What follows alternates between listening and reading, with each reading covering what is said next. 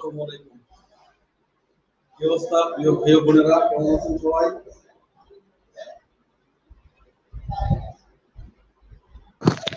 ওয়ালাইকুম আসসালাম। আমাকে শুনতে পাচ্ছেন? আমার কথা শুনতে পাচ্ছেন?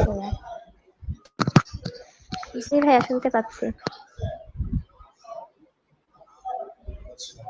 আমি একটু চেক করে নেই লাইভে ঠিক আছে কিনা, তারপরে আমরা আলোচনা শুরু করি।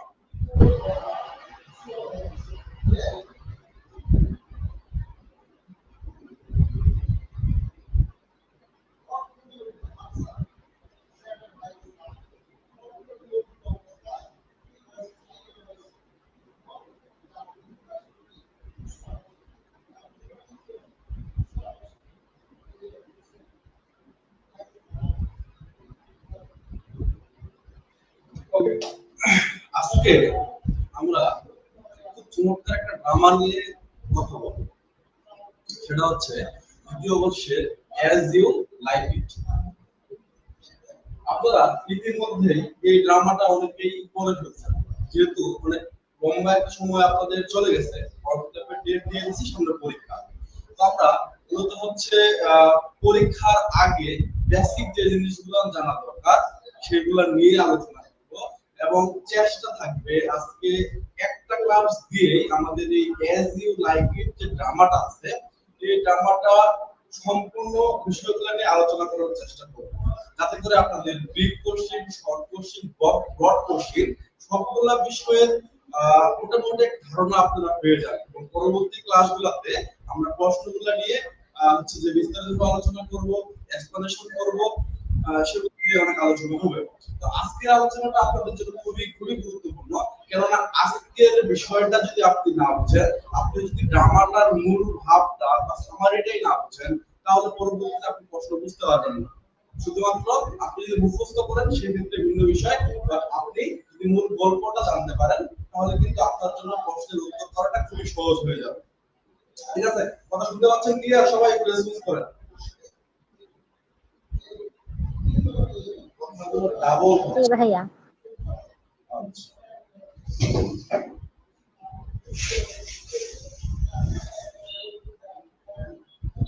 এখন কথা ঠিক আছে? এখন একটু জানান, এখন ঠিক আছে? ডাবল হচ্ছিল সেটা এখন ঠিক হলো কিনা?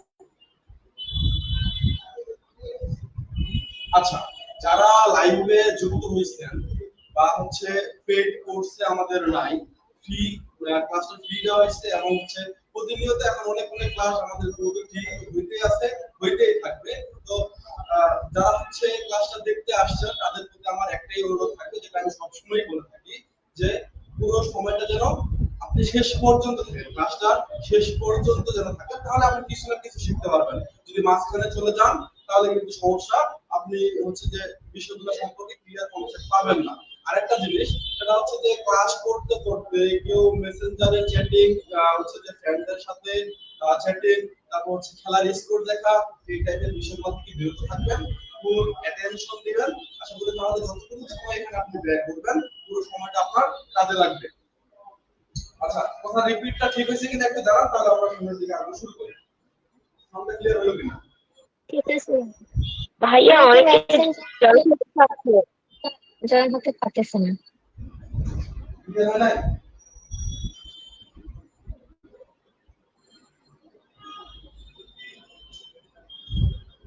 কথাগুলো এখন একটু ছেড়ে ছেড়ে আসতেছে ভাইয়া।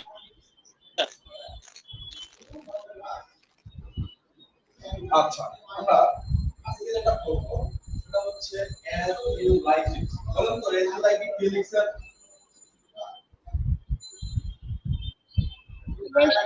শেক্সপিয়ার। কি হচ্ছে? Shakespeare. as you like it। ওকে, আমরা যদি শুরুতেই টাইটেলটা নিয়ে কথা বলার চেষ্টা করি তাহলে বিষয়টা কি রকম দাঁড়ায়? as you like it এর মিনিংটা কি দাঁড়ায় একটু বলেন তো?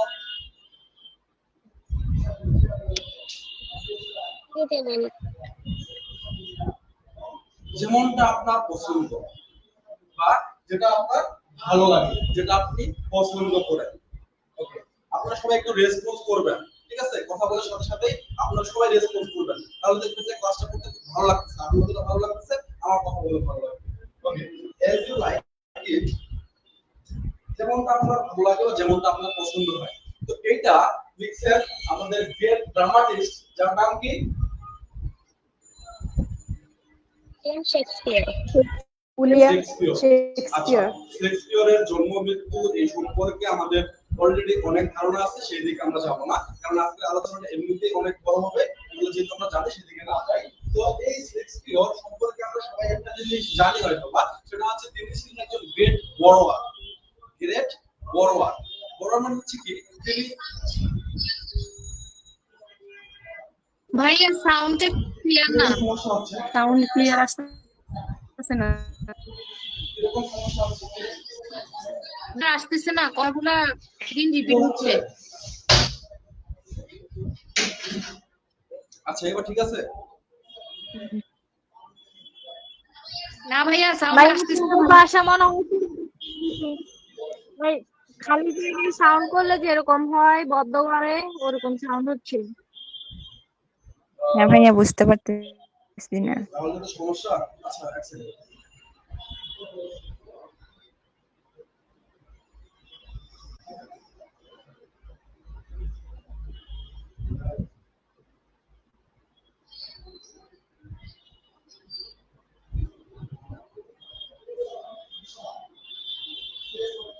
ভাইয়া আপনার রুমে ফ্যান চালু আছে কিনা? ফ্যান চালু থাকলে যে শব্দটা হয় সেই শব্দটা পাচ্ছি। ওকে, এবার এবার ঠিক আছে, এবার ঠিক আছে, এবার প্লিজ একটু রেসপন্স করেন, এবার ঠিক আছে কিনা।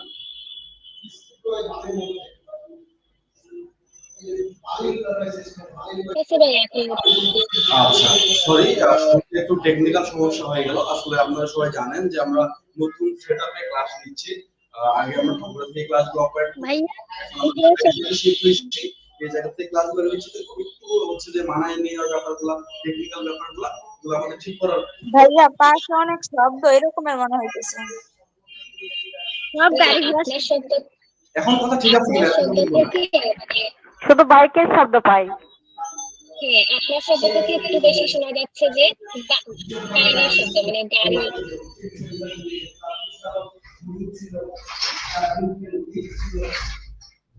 আচ্ছা, এবার ঠিক আছে? ঠিক আছে ভাইয়া। আচ্ছা, ঠিক আছে, আমি একটু আস্তেই বলি, সমস্যা হলে আমাকে জানাবেন। Okay, তো শেক্সপিয়র ছিলেন একজন গ্রেট ওয়ারওয়ার, যিনি কিনা অন্যের লেখা থেকে ধার করে নিজের লেখাগুলো লিখতেন। কিরকম? তিনি প্রচুর পড়াশোনা করতেন, তিনি প্রাতিষ্ঠানিকভাবে খুব বেশি শিক্ষিত ছিলেন না, প্রাতিষ্ঠানিকভাবে বা একাডেমিক ক্যারিয়ার তার খুব বেশি ভালো ছিল না, তিনি খুব বেশি পড়াশোনা করেন নাই, কিন্তু হচ্ছে একাডেমিক তার রেজাল্ট বা পড়াশোনা বহু পর্যন্ত ছিল না, কিন্তু ব্যক্তিগতভাবে তিনি প্রচুর বই পড়াশোনা করতেন এবং অনেক হচ্ছে ড্রামা, অনেক কবিতা, এই জিনিসগুলা, অনেক ইতিহাস পড়তেন। পড়ার মাধ্যমে তিনি হচ্ছে যে অনেক গল্প জানতেন এবং সেই গল্পগুলা তিনি সেখান থেকে স্টোরিটা নিয়ে নিজের মতো করে সেটাকে একদম মডিফাই করে নতুন ভাবে প্রেজেন্ট করতেন। ঠিক আছে, এবং এই কারণে তিনি অনেক বেশি বিখ্যাত হন। একই গল্প, সেখানে তিনি আর নতুন কিছু ক্যারেক্টার এড করছেন, গল্পটাকে একটু নিজের মতো করে অন্যভাবে তিনি মানুষজনের সামনে প্রেজেন্ট করছেন, এবং সেটা হচ্ছে বাস্তবসম্মত ভাবে বেশিরভাগ ক্ষেত্রে, এবং সেই কারণেই তিনি এত বেশি বিখ্যাত হয়েছেন। আচ্ছা, তো আমাদের এই এজ ইউ লাইক ইট, এটাও কিন্তু তার বাইরে না, কিন্তু এই এজ ইউ লাইক ইট এর যে মূল গল্পটা, এটাও এক জায়গা থেকে ধার করে নিয়েছেন, বা অন্য একটা জায়গা থেকে বা অন্য কোন একটা গল্প থেকে তিনি এটা নিয়ে আসছেন। ঠিক আছে, তো এটার সোর্সটা কি, তিনি কোন জায়গায় এই এজ ইউ লাইক ইট এর মূল স্টোরিটা পাইলেন? আমরা সবাই আশা করি খাতা কলম নিয়ে বসছি, লিখো।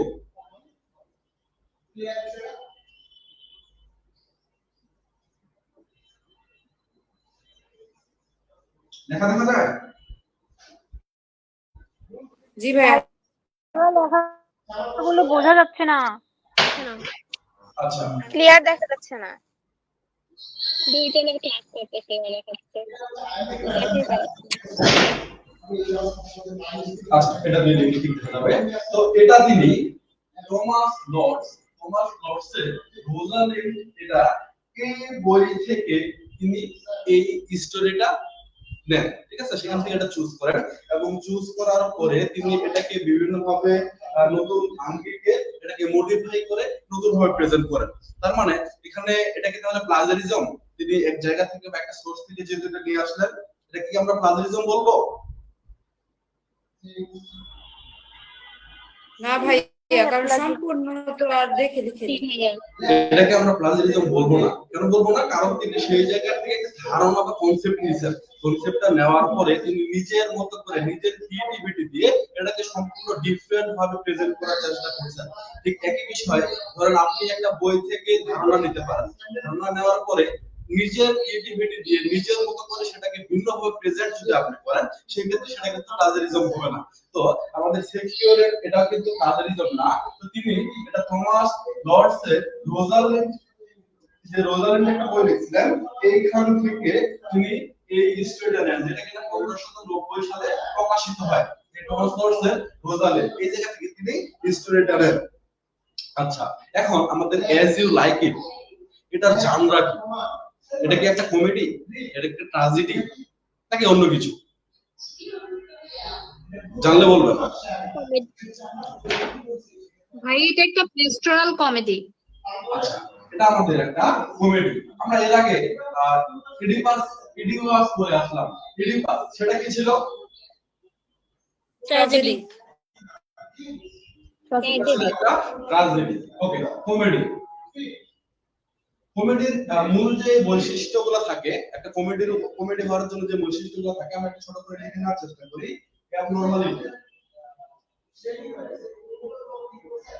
অ্যাবনরমালিটি, অস্বাভাবিকতা। আসলে মনোযোগ দেন, অস্বাভাবিকতা। একটা জিনিস বা একটা কমেডি, আপনি একটা কমেডি আসলে কখন হয়? আপনি নরমালি যদি একটা মুভি দেখেন, কমেডি মুভি, সেখানে আপনি কি পাবেন? কমেডি মুভিতে যেমন ধরেন বাংলাদেশের যে মুভিগুলো হয়, দিলদার যে ক্যারেক্টারটা আমরা সবাই পরিচিত আছি, তো এই দিলদার কি করে? একজন স্বাভাবিক মানুষ যেরকম অঙ্গভঙ্গি করে, হচ্ছে যে যেরকম ভাবে কথা বলে, তিনি কিন্তু সেরকম করেন না। তার হচ্ছে ক্যারেক্টারের মধ্যে আমরা অস্বাভাবিকতা এই জিনিসটা দেখতে পাই, অ্যাবনরমালিটি বিষয়টা দেখতে পাই, এবং তার এই অ্যাবনরমালিটি দেখেই কিন্তু মানুষ হাসা শুরু করে, ঠিক আছে? তো এই অ্যাবনরমালিটি, এই বিষয়টা একটা কমেডির মধ্যে থাকে, অনেক সময় থাকে, এই বৈশিষ্ট্যটা আমরা দেখতে পাই। তারপর হচ্ছে এখানে অবশ্যই হাস্যরসাত্মক এলিমেন্ট থাকবে।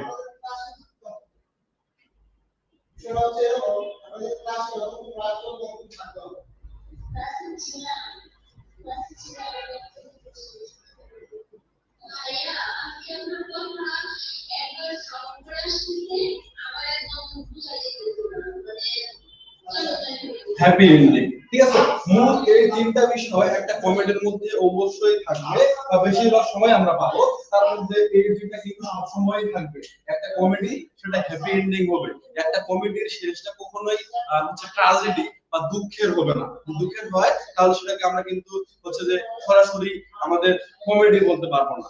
ট্র্যাজেডি কমেডির ক্ষেত্রে বিষয়টা ভিন্ন, আর কমেডির এই বৈশিষ্ট্যগুলো অবশ্যই থাকবে। আচ্ছা, আমরা কি জানি যে কমেডি কত প্রকার?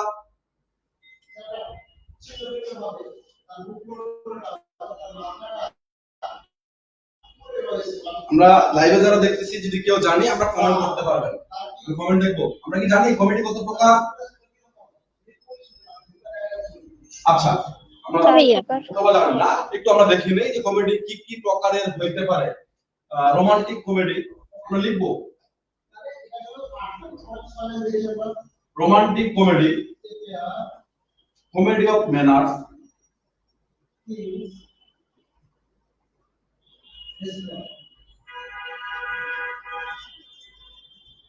comedy of humor,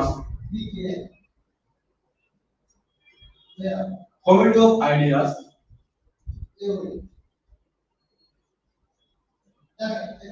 high comedy, low comedy,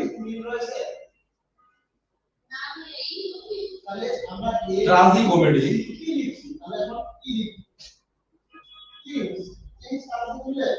dark comedy. দেখেন বেসিক্যালি আমরা এই প্রকারে হচ্ছে যে কমেডি গুলা পেয়ে থাকবো। আমরা সবাই একটু তাড়াতাড়ি লিখে ফেলেন।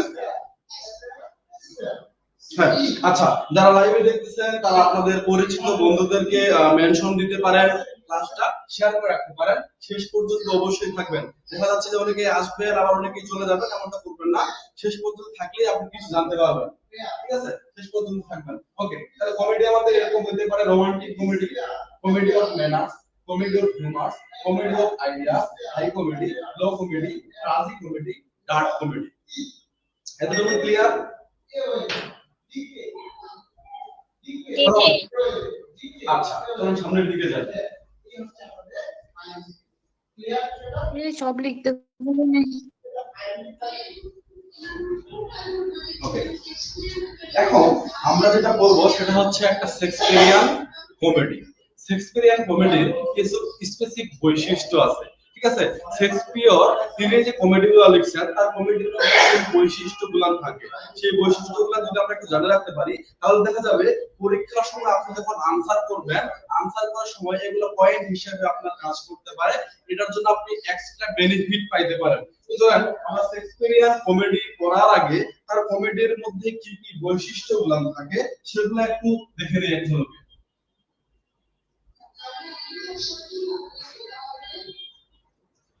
প্রথমে আপনারা সলিডের ডেফিনিশন দিয়ে দিবেন। এটা বলবেন এটা হচ্ছে আয়োজিত প্যাটার্ন শেক্সপিয়ারিয়ান কমেডি। এখানে মেইন যে থিমটা,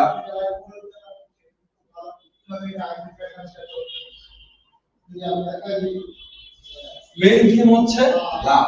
এখন কথা হচ্ছে লাভ বলতে কি শুধু প্রেমিক প্রেমিকার মধ্যে ভালোবাসা? শেক্সপিয়রের যে কমেডি এখানে শুধুমাত্র প্রেমিক প্রেমিকার মধ্যে যে ভালোবাসা এই বিষয়টা আমরা পাবো না। এর পাশাপাশি দেখা যাবে যে ভাই আর ভাইয়ের মধ্যে যে ভালোবাসা, বন্ধু আর বন্ধুর মধ্যে যে ভালোবাসা, এই ভালোবাসার বিষয়টা অবশ্যই অবশ্যই শেক্সপিয়রের কমেডির মধ্যে আমরা পাবো। সব কমেডির মধ্যে এই লাভ এইটা তার হচ্ছে একটা সেন্ট্রাল থিম। এটা সবসময় তিনি কমেডির মধ্যে নিয়ে আসছেন, সবসময় এটা ছিল। একটা গুরুত্বপূর্ণ বৈশিষ্ট্য হচ্ছে তিনি সবসময় কুইটি ল্যাঙ্গুয়েজ ইউজ করছেন।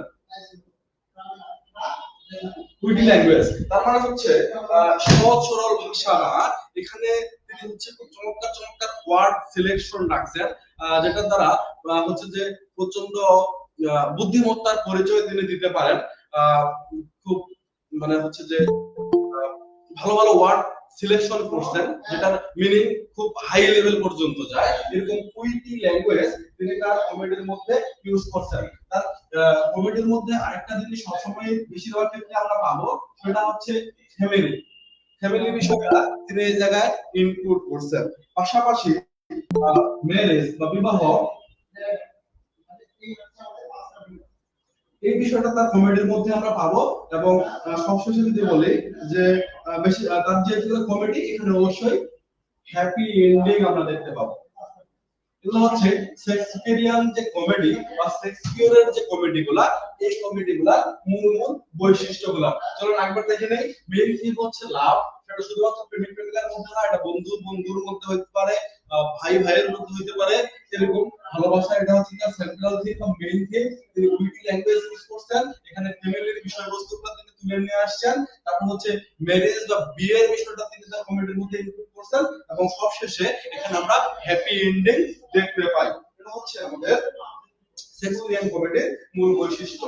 ওকে, কথা বোঝা যাচ্ছে? আলোচনা বোঝা যাচ্ছে?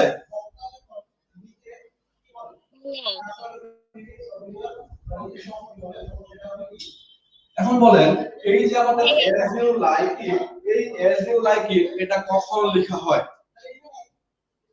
1598 সালে।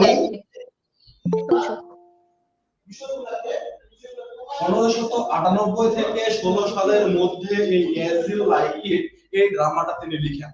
দেখেন, একটা ড্রামা একদিনে লেখা সম্ভব না। একটা ড্রামা এটা অনেক বড়, অনেক চিন্তা ভাবনা করে লিখতে হয়। তো মোটামুটি তিনি এই সময়টার মধ্যে এই as you like it এই ড্রামাটা তিনি লিখেন। লেখার পরে এটা পাবলিক, এটা ফার্স্ট পারফর্ম করা হয় কথায়, বা কথায় এটা মঞ্চায়িত করা হয়। কোন জায়গায়? এই ড্রামাটা প্রথম হচ্ছে যে অ্যাক্টিং করা হয়, তো জানি আমরা উইলটন হাউস 3 সালে। Wilton hub. এই তো আপনারা বলতে পারতেছেন কত সালে? 1603 সালে। একদম নোট করে নেবেন। ওকে, এটা ফার্স্ট পারফর্ম করা হয় উইলটন হাউসে, এটা কিন্তু 1603 সালে। এবং তিনি যে লেখাটা লিখলেন, লেখার পরে এটা পারফর্ম হলো 1603 সালে, বাট এই লেখাটা পাবলিশ করা হয় কত সালে? তো জানি আমরা 1623 সালে। এটা পাবলিশ হয় 1623 সালে। গুড। এবং কোন বইয়ের মধ্যে এটা পাবলিশ করা হয়? First folio. ফোলিও।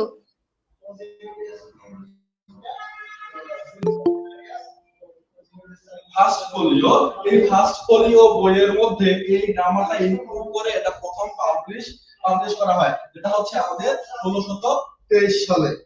আচ্ছা, তিনি এই যে ড্রামাটা লিখলেন, একজন ড্রামাটিস্ট, একজন রাইটার, একজন কবি যাই কিছু লিখেন না কেন, এটা লেখার পিছনে তার অবশ্যই একটা উদ্দেশ্য থাকে। তো আমাদের শেক্সপিয়র এই অ্যাজ ইউ লাইক ইট এই ড্রামাটা কেন লিখলেন? আমরা এই উদ্দেশ্যটা একটু খোঁজার চেষ্টা করি। নরমালি আমরা এই জিনিসটা খোঁজার চেষ্টা করি না, একটা ড্রামা মোটামুটি তার গল্পটা শুরু করে নিলাম, বাস হয়ে গেল।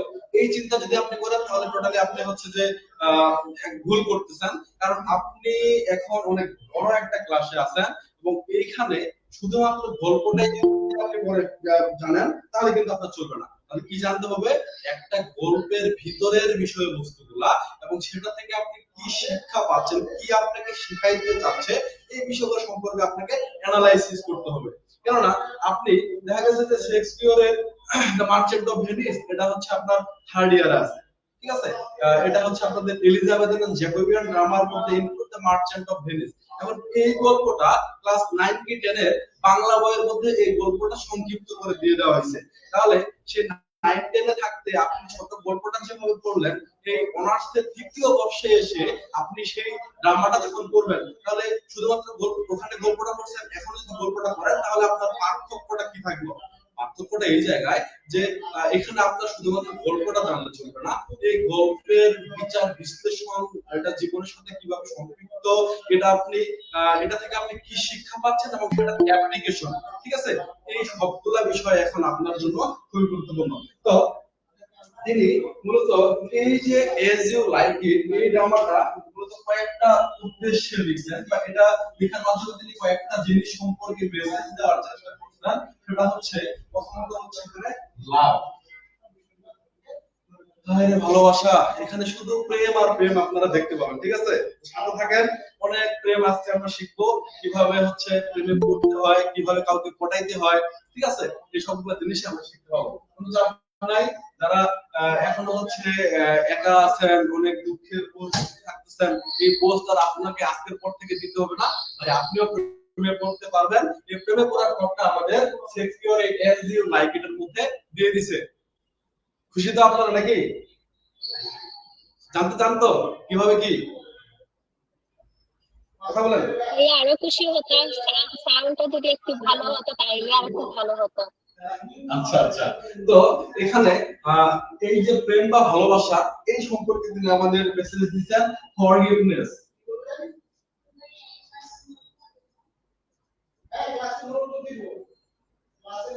ফরগিভনেস, ক্ষমা।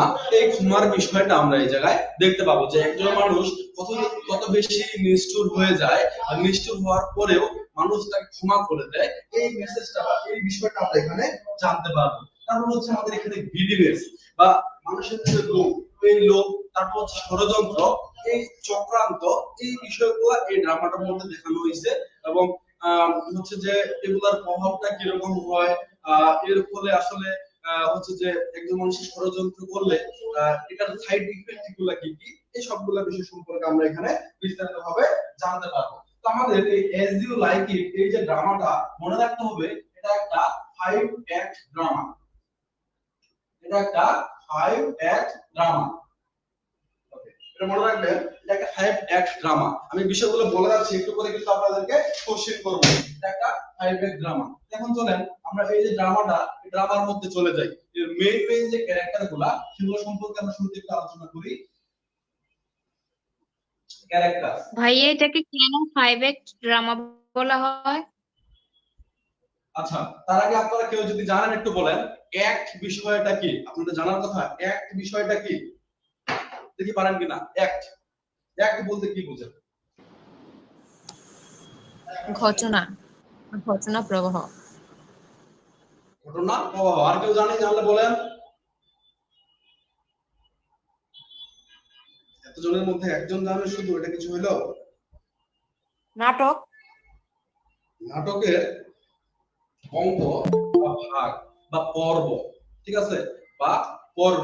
দেখা গেছে আপনি যেমন স্টার জলসা, জি বাংলা, এগুলোতে দেখা গেছে যে একটার পরে একটা ঘটনা প্রবাহ চলতে আছে। তো এখানে আমরা এই যে এজ ইউ লাইক ইট এর যে ঘটনা প্রবাহ বা গল্পটা, এরকম 5টা ভাগে এই পুরো ড্রামাটার গল্পগুলোকে ভাগ করা হয়েছে, ঠিক আছে। এই জন্য এটা হচ্ছে আমাদের 5 অ্যাক্ট ড্রামা। Okay fine. এখন আসেন ক্যারেক্টার। আমি ক্যারেক্টারস গুলোর সাথে সাথে খুব বিস্তারিতভাবে গল্পটা লিংক করার চেষ্টা করব, যাতে করে পরবর্তীতে আমরা মূল গল্পটাতে যখন যাব তখন আপনাদের বুঝতে সহজ হবে। ওকে, প্রথমেই আমরা এখানে একটা ক্যারেক্টার পাবো, যেটা হচ্ছে ডিউক সিনিয়র। আপনারা খাতায় সবাই লিখবেন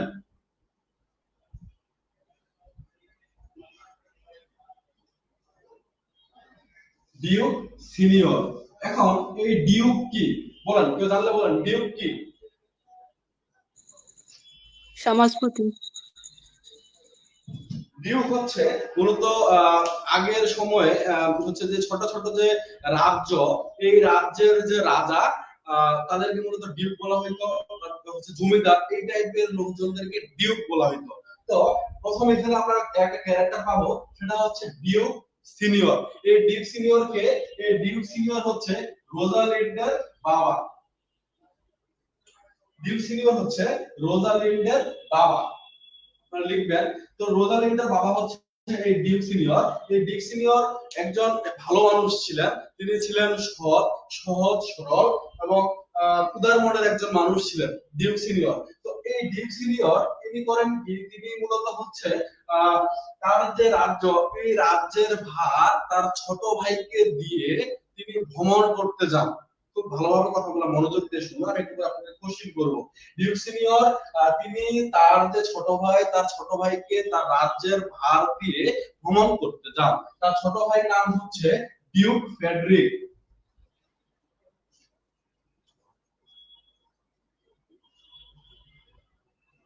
ছোট ভাইয়ের নাম হচ্ছে ডিউক ফ্রেডরিক। এই ডিউক ফ্রেডরিককে তিনি তার রাজ্যের ভার দিয়ে ভ্রমণ করতে যান। এর ছোট ভাই, তিনার ছোট ভাই ডিউক ফ্রেডরিক। এই ডিউক ফ্রেডরিক কিরকম মানুষ ছিলেন? তিনি ছিলেন একজন নিষ্ঠুর, লোভী প্রকৃতির একজন মানুষ ছিলেন। এবং তার ভাই, তার বড় ভাই ডিউক সিনিয়র যখন ডিউক ফ্রেডরিককে তার রাজ্যের ভার দিয়ে চলে যায়, তখন তিনি রাজ্য চালানোর পরে তার হচ্ছে যে লোভ লেগে যায়। তো তিনি চিন্তা করেন যে তার বড় ভাইকে আর রাজ্য ফিরাই দিবেন না, তিনি সেটা নিজ দখলে নিয়ে নিতে চান। এবং নিজ দখলে নেওয়ার জন্য তিনি কি করেন, তার রাজ্যের যে হচ্ছে সেনাপতি, মন্ত্রী বা উচ্চ পদস্থ যে ব্যক্তিবর্গ গুলা ছিল, এই ব্যক্তিবর্গ গুলাকে তিনি নিজের দলে নিয়ে আসেন।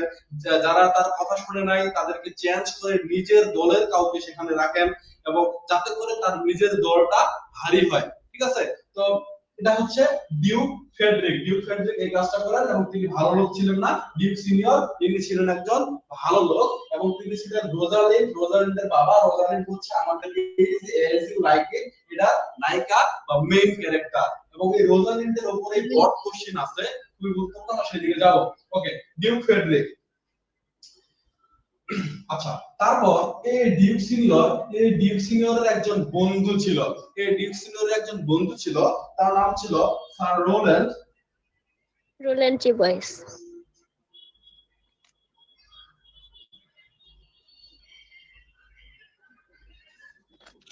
স্যার রোল্যান্ড ডি বয়েস। তাহলে আমরা মোটামুটি 3টা ক্যারেক্টার শিখলাম: Duke Senior, Duke Frederick, Sir Rowland de Boys. এখন আপনাদের মধ্যে থেকে কেউ একজন ঝটপট এই 3টা ক্যারেক্টার সম্পর্কে একটু আমাকে বলেন, যতটুকু বললাম পাস করতে হবে। বলেন বলেন। হ্যাঁ, মাসুদ আপু বলেন। ডিউক বলেন, নামটা ডিউক বলেন। সিনিয়র হচ্ছে হ্যাঁ বলেন। রোজালিন্ডের বাবা। ডিউক সিনিয়র হচ্ছে রোজালিন্ডের বাবা। ডিউক সিনিয়র যখন ভ্রমণ করতে যান তখন তার রাজ্যভারটা তার ছোট ভাই ডিউক ফ্রেডরিককে দিয়ে যান। ডিউক ফ্রেডরিক হচ্ছে একজন নিষ্ঠুর স্বার্থপর একজন মানুষ। মানে উনি যখন ওনার ভাই যখন ভ্রমণে যায় তখন ডিউক ফ্রেডরিক অনেক স্বার্থপর হয়ে যায়, যখন উনি মানে মনে করেন যে এই রাজ্যটা উনি দখল করবেন, উনি দখল করবেন। আর ডিউক সিনিয়র স্যার রিউল্যান্ড ডি বয়েস, ইনি হচ্ছেন ডিউক সিনিয়রের ফ্রেন্ড। অনেক ওকে, আমরা মোটামুটি এই তিনটা ক্যারেক্টার সম্পর্কে জানলাম। আমি একটু করে নাম ধরে ধরে আপনাদের প্রশ্নগুলো করব, কারণ আপনাদের মনোযোগ থাকতে হবে। আশা করি এই তিনটা ক্যারেক্টার আমাদের ক্লিয়ার হয়েছে। এরপরে মেইন ক্যারেক্টার আমরা আসি রোজালিন্ড। এই রোজালিন্ডের বাবার নাম কি? Duke Senior. Duke senior. আচ্ছা, এখানে একটা জিনিস বলে রাখা ভালো, এই যে ডিউক ফ্রেডরিক তিনি রাজ্যটা নিজের করে নিতে চান এবং তার ভাই ডিউক ফ্রেডরিক যখন ফিরে আসার পরে ডিউক সিনিয়রকে আমাদের ডিউক ফ্রেডরিক তিনি কিন্তু নির্বাসিত করেন বা রাজ্য থেকে বের করে দেন। আচ্ছা, রাজ্য থেকে বের করে দেয় এবং রাজ্য থেকে যখন বের করে দেন এই রোজালিন্ডের বাবা তাহলে নির্বাসিত হয়ে গেল বা বের হয়ে গেল। রোজালিন্ডের বাবার নাম যেহেতু ডিউক সিনিয়র, তো রোজালিন্ড কিন্তু হচ্ছে আমাদের ডিউক ফ্রেডরিক তথা তার চাচার কাছে থেকে গেল এবং এই যে আমাদের রোজালিন্ড, এটা হচ্ছে একটা চমৎকার ক্যারেক্টার যার মাধ্যমে সেই সময়ে নারীদের হচ্ছে যে ভূমিকা, নারীদের কিরকম ছিল এই বিষয়টা ফুটে তোলা হয়। আমাদের রোজালিন্ড তিনি ছিলেন একজন সুন্দরী একজন রমণী এবং হচ্ছে যে তার সে খুব বুদ্ধিমতী ছিল, উপস্থিত বুদ্ধি তার খুব বেশি ছিল এবং এই হচ্ছে আমাদের সেন্ট্রাল ক্যারেক্টার। এরপরে আমরা আরেকটা ক্যারেক্টার পাবো, সেটা হচ্ছে সিলিয়া।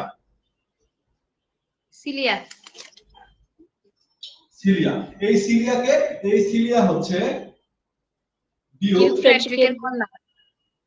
ডিউক ফ্রেডরিকের কন্যার নাম হচ্ছে সিলিয়া আর ডিউক সিনিয়রের কন্যার নাম হচ্ছে রোজালিন্ড। এখন এই সিলিয়া আর রোজালিন্ড এরা কিন্তু সমবয়সী, মনে রাখতে হবে এরা দুইজনই হচ্ছে সমবয়সী এবং খুব ভালো বন্ধু। এরা সবসময় একসাথেই থাকে, একই রকম পোশাক পরে, ঠিক আছে? এবং এদের দুজনের মধ্যে খুবই ভালো একটা বন্ডিং ছিল, সবসময় একসাথেই থাকতো। আরেকটা জিনিস এখানে মনে রাখা দরকার, সেটা হচ্ছে আমরা শুরুতেই জানলাম যে ডিউক ফ্রেডরিক তিনি একজন খারাপ মানুষ, তিনি একজন নিষ্ঠুর ব্যক্তি, তিনি ষড়যন্ত্র করেন, তিনি একজন লোভী মানুষ। বাট তিনি এরকম খারাপ একটা মানুষ হইলেও শুরুর দিকে আমরা রোজালিন্ডের প্রতি তার দৃষ্টিভঙ্গিটা একটু ডিফারেন্ট রকমের দেখতে পাবো। সে করে কি, সে হচ্ছে রোজালিন্ডকে তার নিজের মেয়ে সিলিয়ার মতো করেই লালন পালন করতে থাকে, তাকে কোনো কিছু কমতি দেওয়া হয় না। তাকে হচ্ছে সিলিয়াকে যে পোশাক কিনে দেওয়া হয় রোজালিন্ডকেও দেওয়া হয়। মানে এক কথায় তার সাথে তার আচরণটা খারাপ ছিল না, শুরুতে ভালোই ছিল। তাহলে এই হচ্ছে সিলিয়া আর রোজালিন্ড, এরা হচ্ছে দুইজনে আমাদের চাচাতো ভাই বোন। এরা আমাদের রোজালিন্ড সিলিয়ার সাথেই থাকে বা হচ্ছে ডিউক ফ্রেডরিকের বাড়িতেই থাকে। তার বাবা নির্বাসিত হয়েছে, তার বাবা কিন্তু তার নিজের রাজ্যে নাই। এরপরে আসেন গুরুত্বপূর্ণ ক্যারেক্টার স্যার রোল্যান্ড ডি বয়েস। স্যার রোল্যান্ড ডি বয়েস কে ছিলেন? কথা বলেন। সিনিয়রের ফ্রেন্ড। অর্ডান্দর বাবা। আচ্ছা, স্যার রোল্যান্ড ডি বয়েস এ ছিল ডিউক সিনিয়রের বন্ধু। এই স্যার রোল্যান্ড ডি বয়েসের তিনজন পুত্র সন্তান ছিল। খুব ভালোভাবে মনোযোগ দিবেন, কারণ এই ক্যারেক্টারগুলো উলটপালট করলে খুব ঝামেলায় পড়বেন। এবং আমাদের এজ ইউ লাইক এর অনেকগুলো ক্যারেক্টার হওয়ার কারণে অনেক সময় এগুলো আপনারা ভুলে যান। সেই কারণে আমি বারবারই হচ্ছে ক্যারেক্টারগুলো পড়ানোর পরে আপনাদের কাছে রেসপন্স দেব এবং বারবার করে বলার চেষ্টা করব যাতে করে আপনারা না ভুলে যান। এই স্যার রোল্যান্ড ডি বয়েস তিনি ছিল ডিউক সিনিয়রের বন্ধু। তিনার ছিল তিনজন সন্তান। প্রথমের নাম হচ্ছে, আমরা কেউ জানলে বলবো, Oliver D. Orlando D. Boyes and Jack D. Boyes. and Orlando D. Boyes.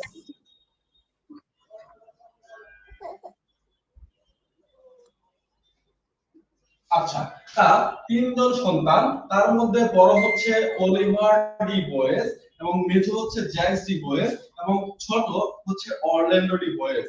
আচ্ছা, এখন স্যার রোল্যান্ড ডি বয়েস তিনি যখন হচ্ছে যে মূলত মারা যাওয়ার আগে বা মুমূর্ষ অবস্থায় বা শেষ বয়সে এসে তার রাজ্যের সকল ভার তার বড় ছেলের কাছে দিয়ে যান, অলিভার ডি বয়েস। বা তিনি তার অবর্তমানে তার রাজ্যের ভার এটা কিন্তু অলিভার ডি বয়েস তার বড় সন্তানের উপরে বর্তায়।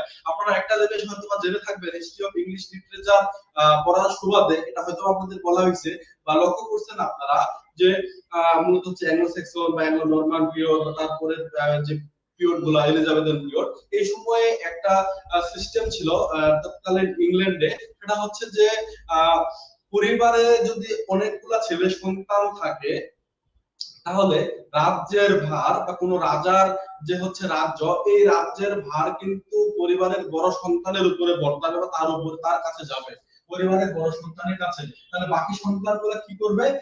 বাকি সন্তানরা মূলত হচ্ছে ব্যবসা বাণিজ্য করে বা তারা হচ্ছে শিক্ষা গ্রহণের জন্য বিভিন্ন জায়গা ভ্রমণ করে।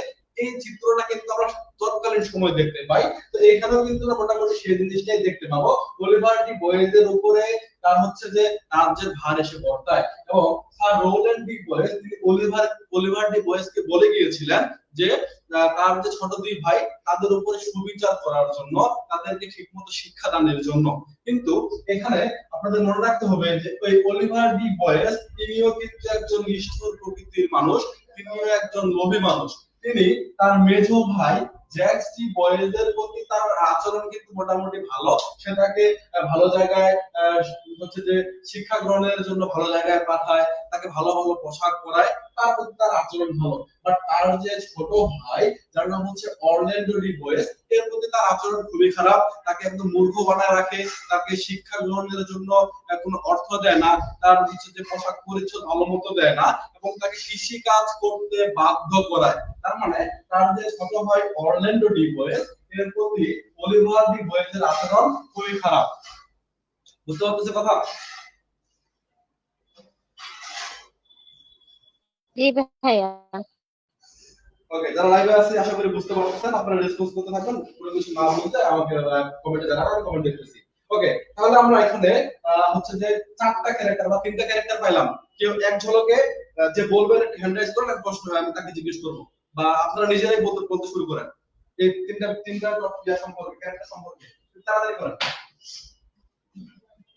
রোজালিন্ড হচ্ছে এই ড্রামার সেন্ট্রাল ক্যারেক্টার, সে হচ্ছে ডিউক সিনিয়রের কন্যা।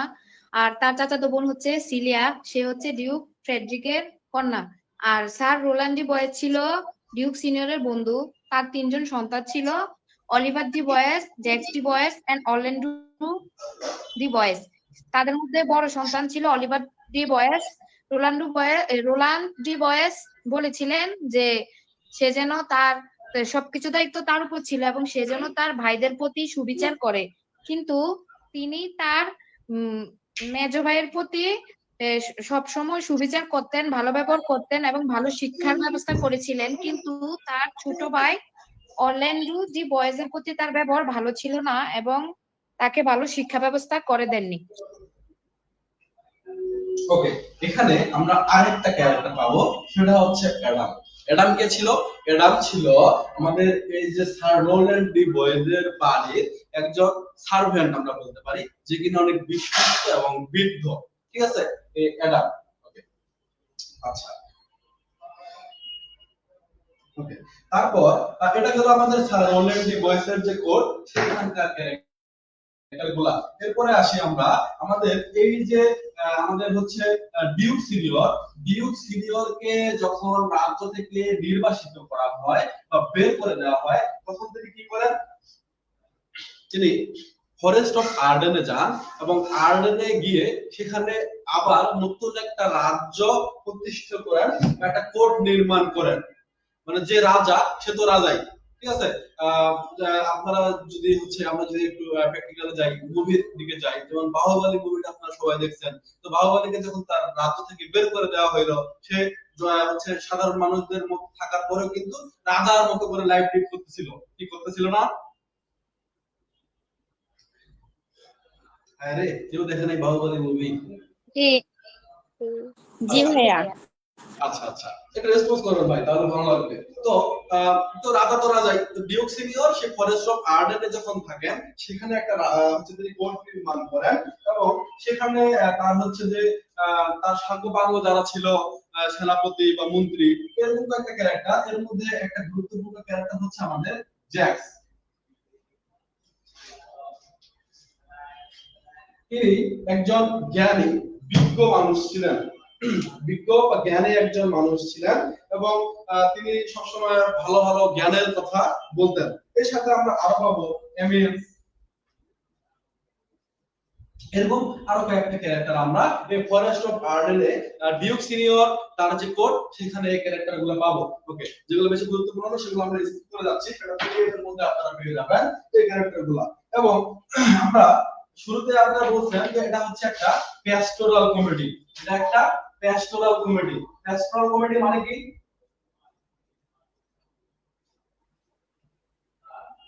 মানে প্যাস্টোরাল অঞ্চল শব্দটির অর্থ হচ্ছে গ্রাম, গ্রামীণ বা গ্রাম্য চিত্র, অর্থাৎ যে গ্রামীণ কমেডিগুলোতে চিত্র। শ্যাপাডিসের চিত্রগুলো তুলে ধরা হয় সেগুলোকে প্যাস্টোরাল কমেডি বলে। ওকে, তাহলে এখানে গ্রামের বিষয়বস্তু আমরা পাবো। তো এই প্যাস্টোরাল কমেডি যেহেতু এটা একটা, এবং ফরেস্ট অফ আর্ডেনের যে মূলত সেটা হচ্ছে একটা গ্রাম্য এলাকা বা সেখানে যে গ্রাম, এই গ্রামে কয়েকটা ক্যারেক্টার আমরা গুরুত্বপূর্ণ ক্যারেক্টার পাবো। সেটা মধ্যে প্রথম একটা ক্যারেক্টার হচ্ছে আমাদের ফিবি। খুব ভালোভাবে মনোযোগ দিবেন। এই ফিবি, ফিবি হচ্ছে মূলত একজন মেয়ে, ফিবি হচ্ছে একজন মেয়ে। আরেকটা গুরুত্বপূর্ণ ক্যারেক্টার হচ্ছে আমাদের সিলভিয়াস। এই সিলভিয়াস এ হচ্ছে ছেলে, ফিবি হচ্ছে মেয়ে, সিলভিয়া এ হচ্ছে ছেলে। আরো দুটো ক্যারেক্টার আমরা গুরুত্বপূর্ণ পাবো, সেটা হচ্ছে অড্রি এবং কোরেন, অড্রি এবং কোরেন। ওকে, কিন্তু আমি এখানে বিস্তারিত বলে নেই, তাহলে পরবর্তীতে আমাদের বুঝতে সুবিধা হবে। এই যে ফিবি, এ হচ্ছে একজন মেয়ে মানুষ।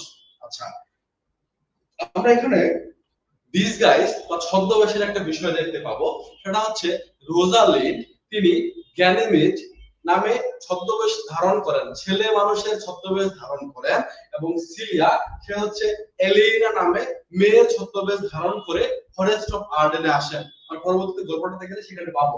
তো এই যে আমাদের রোজালিন্ড, তিনি বাস্তবে একজন মেয়ে মানুষ হওয়া সত্ত্বেও তিনি যখন ছেলে মানুষের রূপ ধারণ করে বা সেরকম ছদ্মবেশ ধারণ করে এই ফরেস্ট অফ আর্ডেনে আসেন, তখন এই যে ফিবি তাকে ছেলে ভেবে তার প্রেমে পড়ে যায়।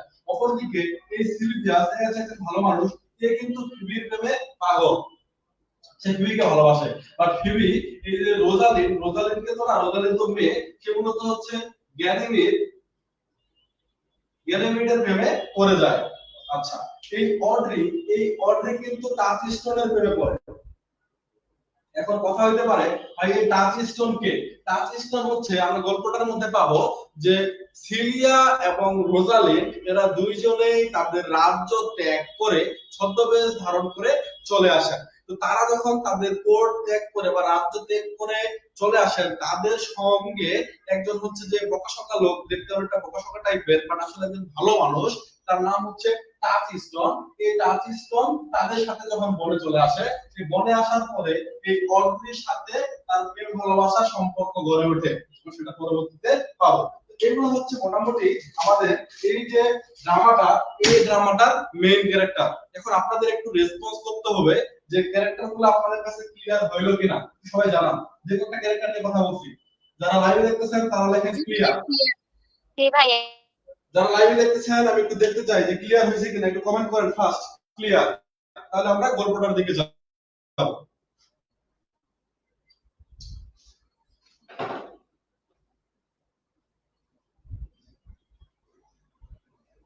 ওকে, দেখতেছেন তো অনেকজন, বাট কমেন্ট করলেন মাত্র কয়েকজন, তাহলে কি বাকিরা বুঝেন নাই? যদি না বুঝেন, কি বুঝেন নাই সেটা আমাকে একটু বলতে হবে, তাহলে আমি আবার রিপিট করব। Clear, clear, clear.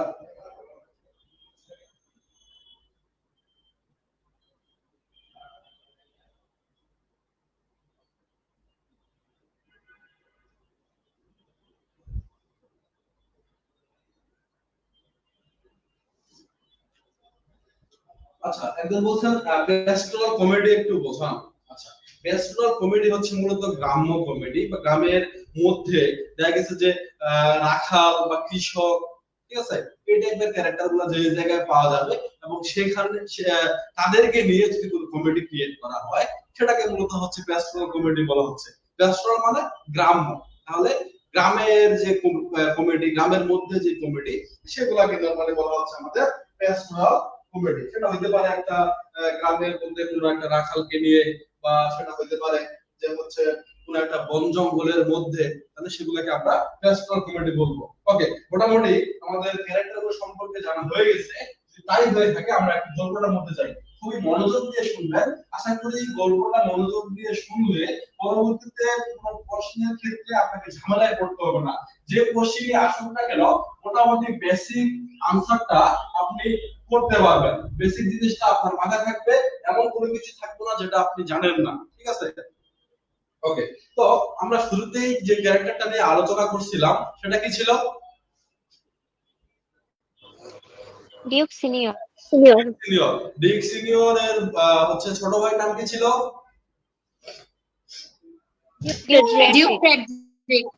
Duke Frederick. Duke সিনিয়রের বন্ধুর নাম কি ছিল? Sir Rowland Boys. Rowland de Boys. আচ্ছা, আর রোল্যান্ড ডি বয়েজের কয়জন সন্তান ছিল? তিনজন। তিনজন। তিনজনের অলিভার নাম ডি কি ছিল? Oliver de Boys, Jeffrey boys, Orlando D Boys. আচ্ছা, তো মূলত এই ড্রামাটার শুরুর দিকে আমরা দেখতে পাবো যে আমাদের অরল্যান্ডো ডি বয়েজ এবং তাদের বিশ্বস্ত বৃদ্ধ সার্ভেন্ট, যার নাম ছিল অ্যাডাম। অ্যাডাম, এই অ্যাডামের অ্যাডাম। সাথে তিনি কথোপকথন করতেছেন বা গল্প করতেছেন। কি গল্প করতেছেন?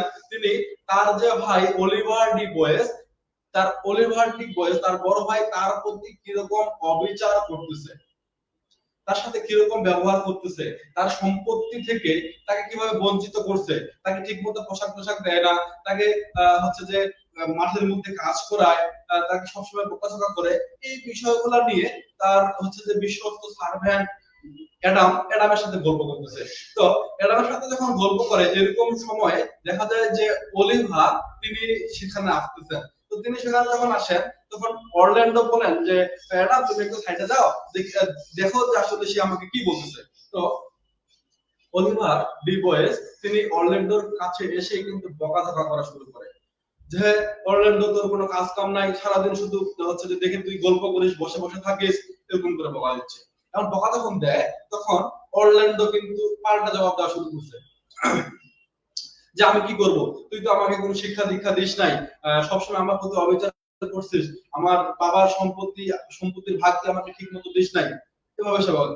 এখন অলিভারের প্রতি তার ছোট ভাই যখন এইভাবে কথা বলে, এটা কিন্তু অলিভারের খুব বিগত লাগছে, ঠিক আছে? তো যখন লাগে অলিভার তখন তার ছোট ভাইকে বলতেছে যে হ্যাঁ তোর এত বড় স্পর্ধা হয়ে গেছে, তুই আমার মুখের উপর কথা বলিস, তোর এত বড় সাহস হয়ে গেছে, এভাবে সে কথা বলতেছে। এমন অবস্থায় অরল্যান্ডো আবার পাল্টা জবাব করে যে তুই বড় হয়েছিস তো কি হয়েছে, তুই যদি আমার বড় ভাই, তোর শরীরে যে রক্ত বইতেছে আমার শরীরেও তো সেই রক্তই বইতেছে, হচ্ছে যে তুই যদি আমার বড় ভাই না হইতিস তাহলে তো জীবা আমি টেনে ছেড়ে ফেলতাম। ওকে, এখানে একটা জিনিস বলে রাখা ভালো, জাস্ট এটা হচ্ছে আপনাদেরকে গল্পটা বোঝানোর জন্য আমি হচ্ছে একটু নিজের মতো করে বলার চেষ্টা করতেছি, যাতে করে আপনাদের বুঝতে খুবই সহজ হয়। তো এভাবে দুই ভাইয়ের মধ্যে কনভারসেশন হচ্ছে এবং একটা সময় দুই ভাইয়ের মধ্যে ঝগড়া হইতে হইতে হাতাহাতি বা মারামারি শুরু হয়ে যায়, ঠিক আছে? মারামারি যখন শুরু হয়, আমাদের অরল্যান্ডো ডি বয়েজ এ হচ্ছে ছোট এবং সে মাঠে কাজ করছে এবং সে যথেষ্ট হৃষ্টপুষ্ট শক্তিশালী, অনেকটা আমার মতো, অনেক মোটা সোটা বা অনেক স্বাস্থ্যবান, ঠিক আছে, আমার মতো। তো সে তার বড় ভাই অলিভারকে যখন ধরছে সে কিন্তু নড়াচড়া করতে পারে না। এরকম সময় একটা ফাইট থেকে দৌড়ে আসে, তাদের বলে তো দুই ভাই কি শুরু করছিস, বাদ দিয়ে এসব মারামারি। তো তাদের মারামারি থামানোর পরেও অলিভার সে তার ছোট ভাইকে গালিগালাজ করে এবং তার রাজ্য থেকে বের হয়ে যেতে বলে, যে বাড়ি থেকে তুই বের হয়ে যা, তো এখানে কোনো থাকার দরকার নাই, তুই কই যাবে যা, এরকম। তো এমনটা যখন ছোট ভাইকে বলে, আপনারা একটা জিনিস নোটিস করে থাকবেন যে আমাদের বাবা মা বা বড় ভাইরা যদি আমাদেরকে যখন হচ্ছে কোনো কারণে বকাঝকা করে, আমাদের খুব রাগ আসে, মন খারাপ হয়, মনে মনে অনেক গালিগালাজ করে থাকি আমরা, ঠিক আছে, হচ্ছে যে ইনস্ট্যান্টলি এটা কিন্তু হয়ে থাকে। তো অরল্যান্ডোর ক্ষেত্রে এমনটা হয়েছে এবং সে রাগে দুঃখে কষ্টে তার রাজ্য থেকে বের হয়ে হচ্ছে যে হাঁটা শুরু করছে। আচ্ছা, সে হাঁটতে হাঁটতে কই যায়? সে হাঁটতে হাঁটতে মূলত ডিউক সিনিয়রের যে রাজ্য ছিল, ডিউক সিনিয়রের যে রাজ্য ছিল যেটা এখন ডিউক ফ্রেডরিক দখল করে নিছে, সেই দিকে যাওয়া শুরু করছে। এবং এখন মূলত হচ্ছে স্যার রোল্যান্ড ডি বয়েজের যে কোর্ট, এখানকার গল্পটা আমাদের অরল্যান্ডো সে কই যাচ্ছে?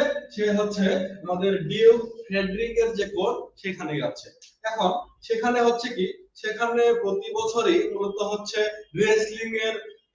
রেসলিং খেলার আয়োজন করা হয় এবং সেখানে চার্লস নামে একজন ব্যক্তি আছেন, মনে রাখবেন চার্লস নামে একজন ব্যক্তি আছেন যে হচ্ছে অনেক শক্তিশালী এবং যে হচ্ছে রেসলার। সে প্রতি বছরই রেসলিং করে জিতে যায়, তার সাথে কেউই পারে না এবং রেসলিং করে সে জীবিকা নির্বাহ করে। তো তার সাথে রেসলিং করতে সবাই ভয় পায়।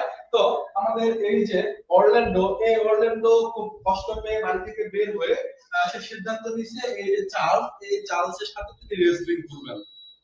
ওকে, তো এই খবরটা আমাদের যে চার্লস তিনি জানতে পারে যে অলিভার ডি বয়েজের যে ছোট ভাই অরল্যান্ডো সে আমার সাথে লড়তে চায়। তো এ কি করে? এই চার্লস হচ্ছে অলিভারের সাথে দেখা করে, দেখা করে বলে কি যে অলিভার ডি বয়েজ বা ভাই আপনার হচ্ছে ছোট ভাই অরল্যান্ডো সে আমার সাথে কিন্তু হচ্ছে যে রেসলিং করতে যাচ্ছে। তো আমি আমার পেশাই হচ্ছে রেসলার বা আমি রেসলিং করে জীবিকা নির্বাহ করি। তো আপনার ছোট ভাই হোক আর যেই হোক না কেন, রেসলিং এর সময় আমি কিন্তু এটা বাদ বিচার করবো না যে এ হচ্ছে অলিভারের ভাই, আমি এরকম দেখবো না। আমার পেশাই হচ্ছে রেসলিং করা, তো আমার সম্মানটা আমার কাছে বড়। আমি কিন্তু হচ্ছে যে সেখানে তার সাথে মানে আমাকে জিততে হবে, আমি জেতার জন্য যা করতে হয় তাই করবো। এটা যখন অলিভারকে বলা হয়, অলিভার কিন্তু মনে মনে খুশি হয় এবং সে চার্লসকে কি বলে? চার্লসকে বলে যে চার্লস একটা প্রপোজাল বা অফার করে, প্রস্তাব দেয়। সেটা হচ্ছে চার্লস যদি অরল্যান্ডোকে মেরে ফেলতে পারে তাহলে তাকে পুরস্কৃত করবেন। কে পুরস্কৃত করবেন? দেখি মনে আছে কিনা। অলিভার। অলিভার, অলিভার তাকে পুরস্কৃত স্যার করবেন। অলিভার। এখানে চার্লস কিন্তু খুব খুশি হয়ে গেল। কেন খুশি হলো? তিনি এক ঢিলে দুই পাখি মারতে পারতেছেন। কি দুই পাখি? তিনি প্রথমত নিজে জয়লাভ করবেন, জয়লাভ করলে সেখান থেকে তো তিনি পুরস্কার পাবেনই।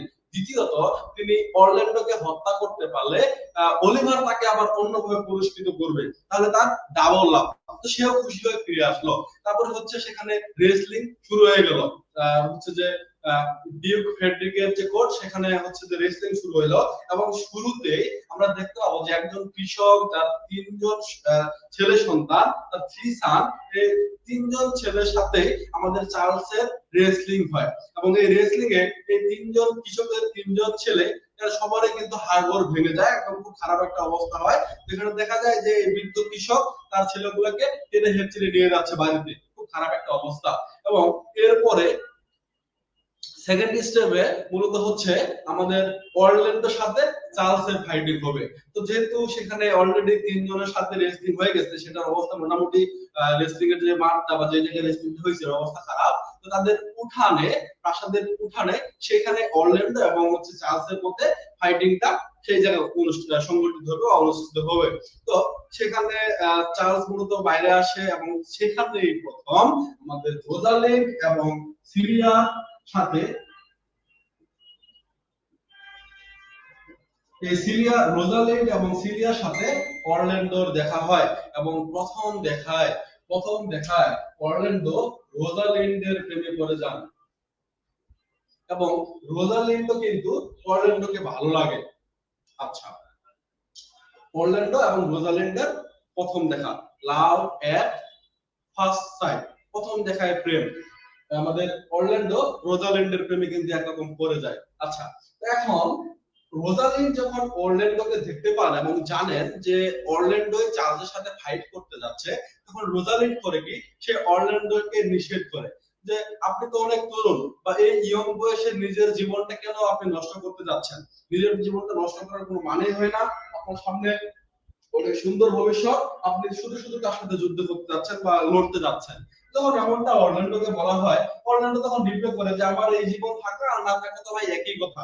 আমার যে এখন অবস্থা, আমার হচ্ছে বাসস্থান নাই, আমি সবসময় অবহেলিত, সে রাগে কষ্টে দুঃখে সে রোজালিনকে এরকম রিপ্লাই দেয়, আমার আসলে বেঁচে থাকা মরে যাওয়া একই রকম। এবং সে আলটিমেটলি লড়াই করতে যায়।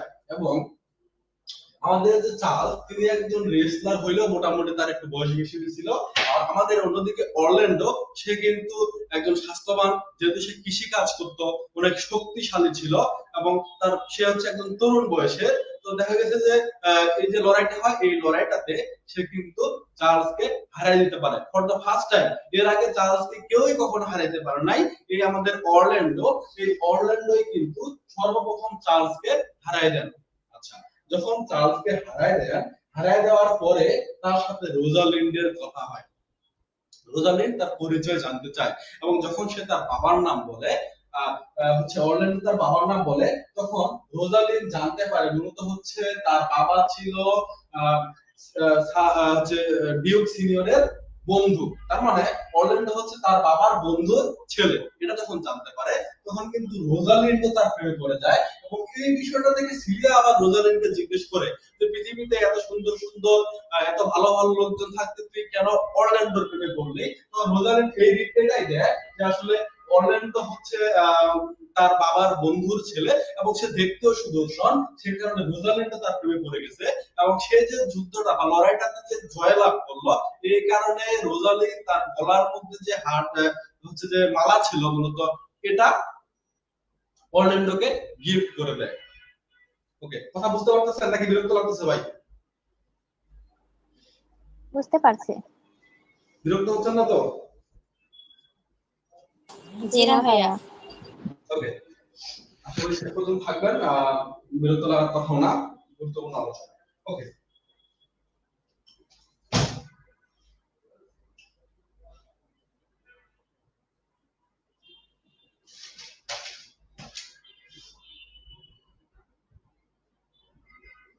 আচ্ছা, তো তাকে গিফট করলো। এরপরে মূলত অরল্যান্ডোর সাথে দেখা করেন আমাদের ডিউক ফ্রেডরিক।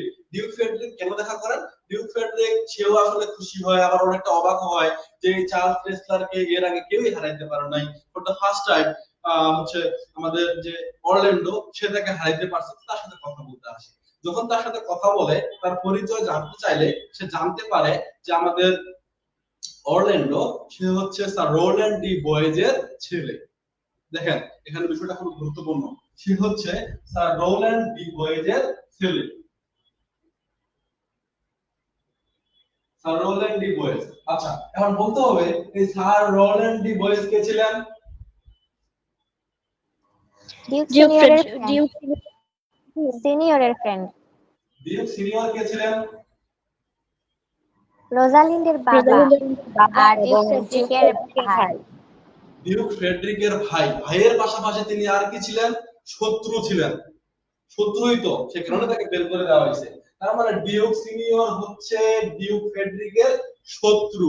আচ্ছা, এখন ধরেন আপনার ভাই, আপনার হচ্ছে যে শত্রু, এই শত্রুর যদি কোনো বন্ধু হয় তাহলে সেই বন্ধু আপনার কি হবে? শত্রু। সেও শত্রু।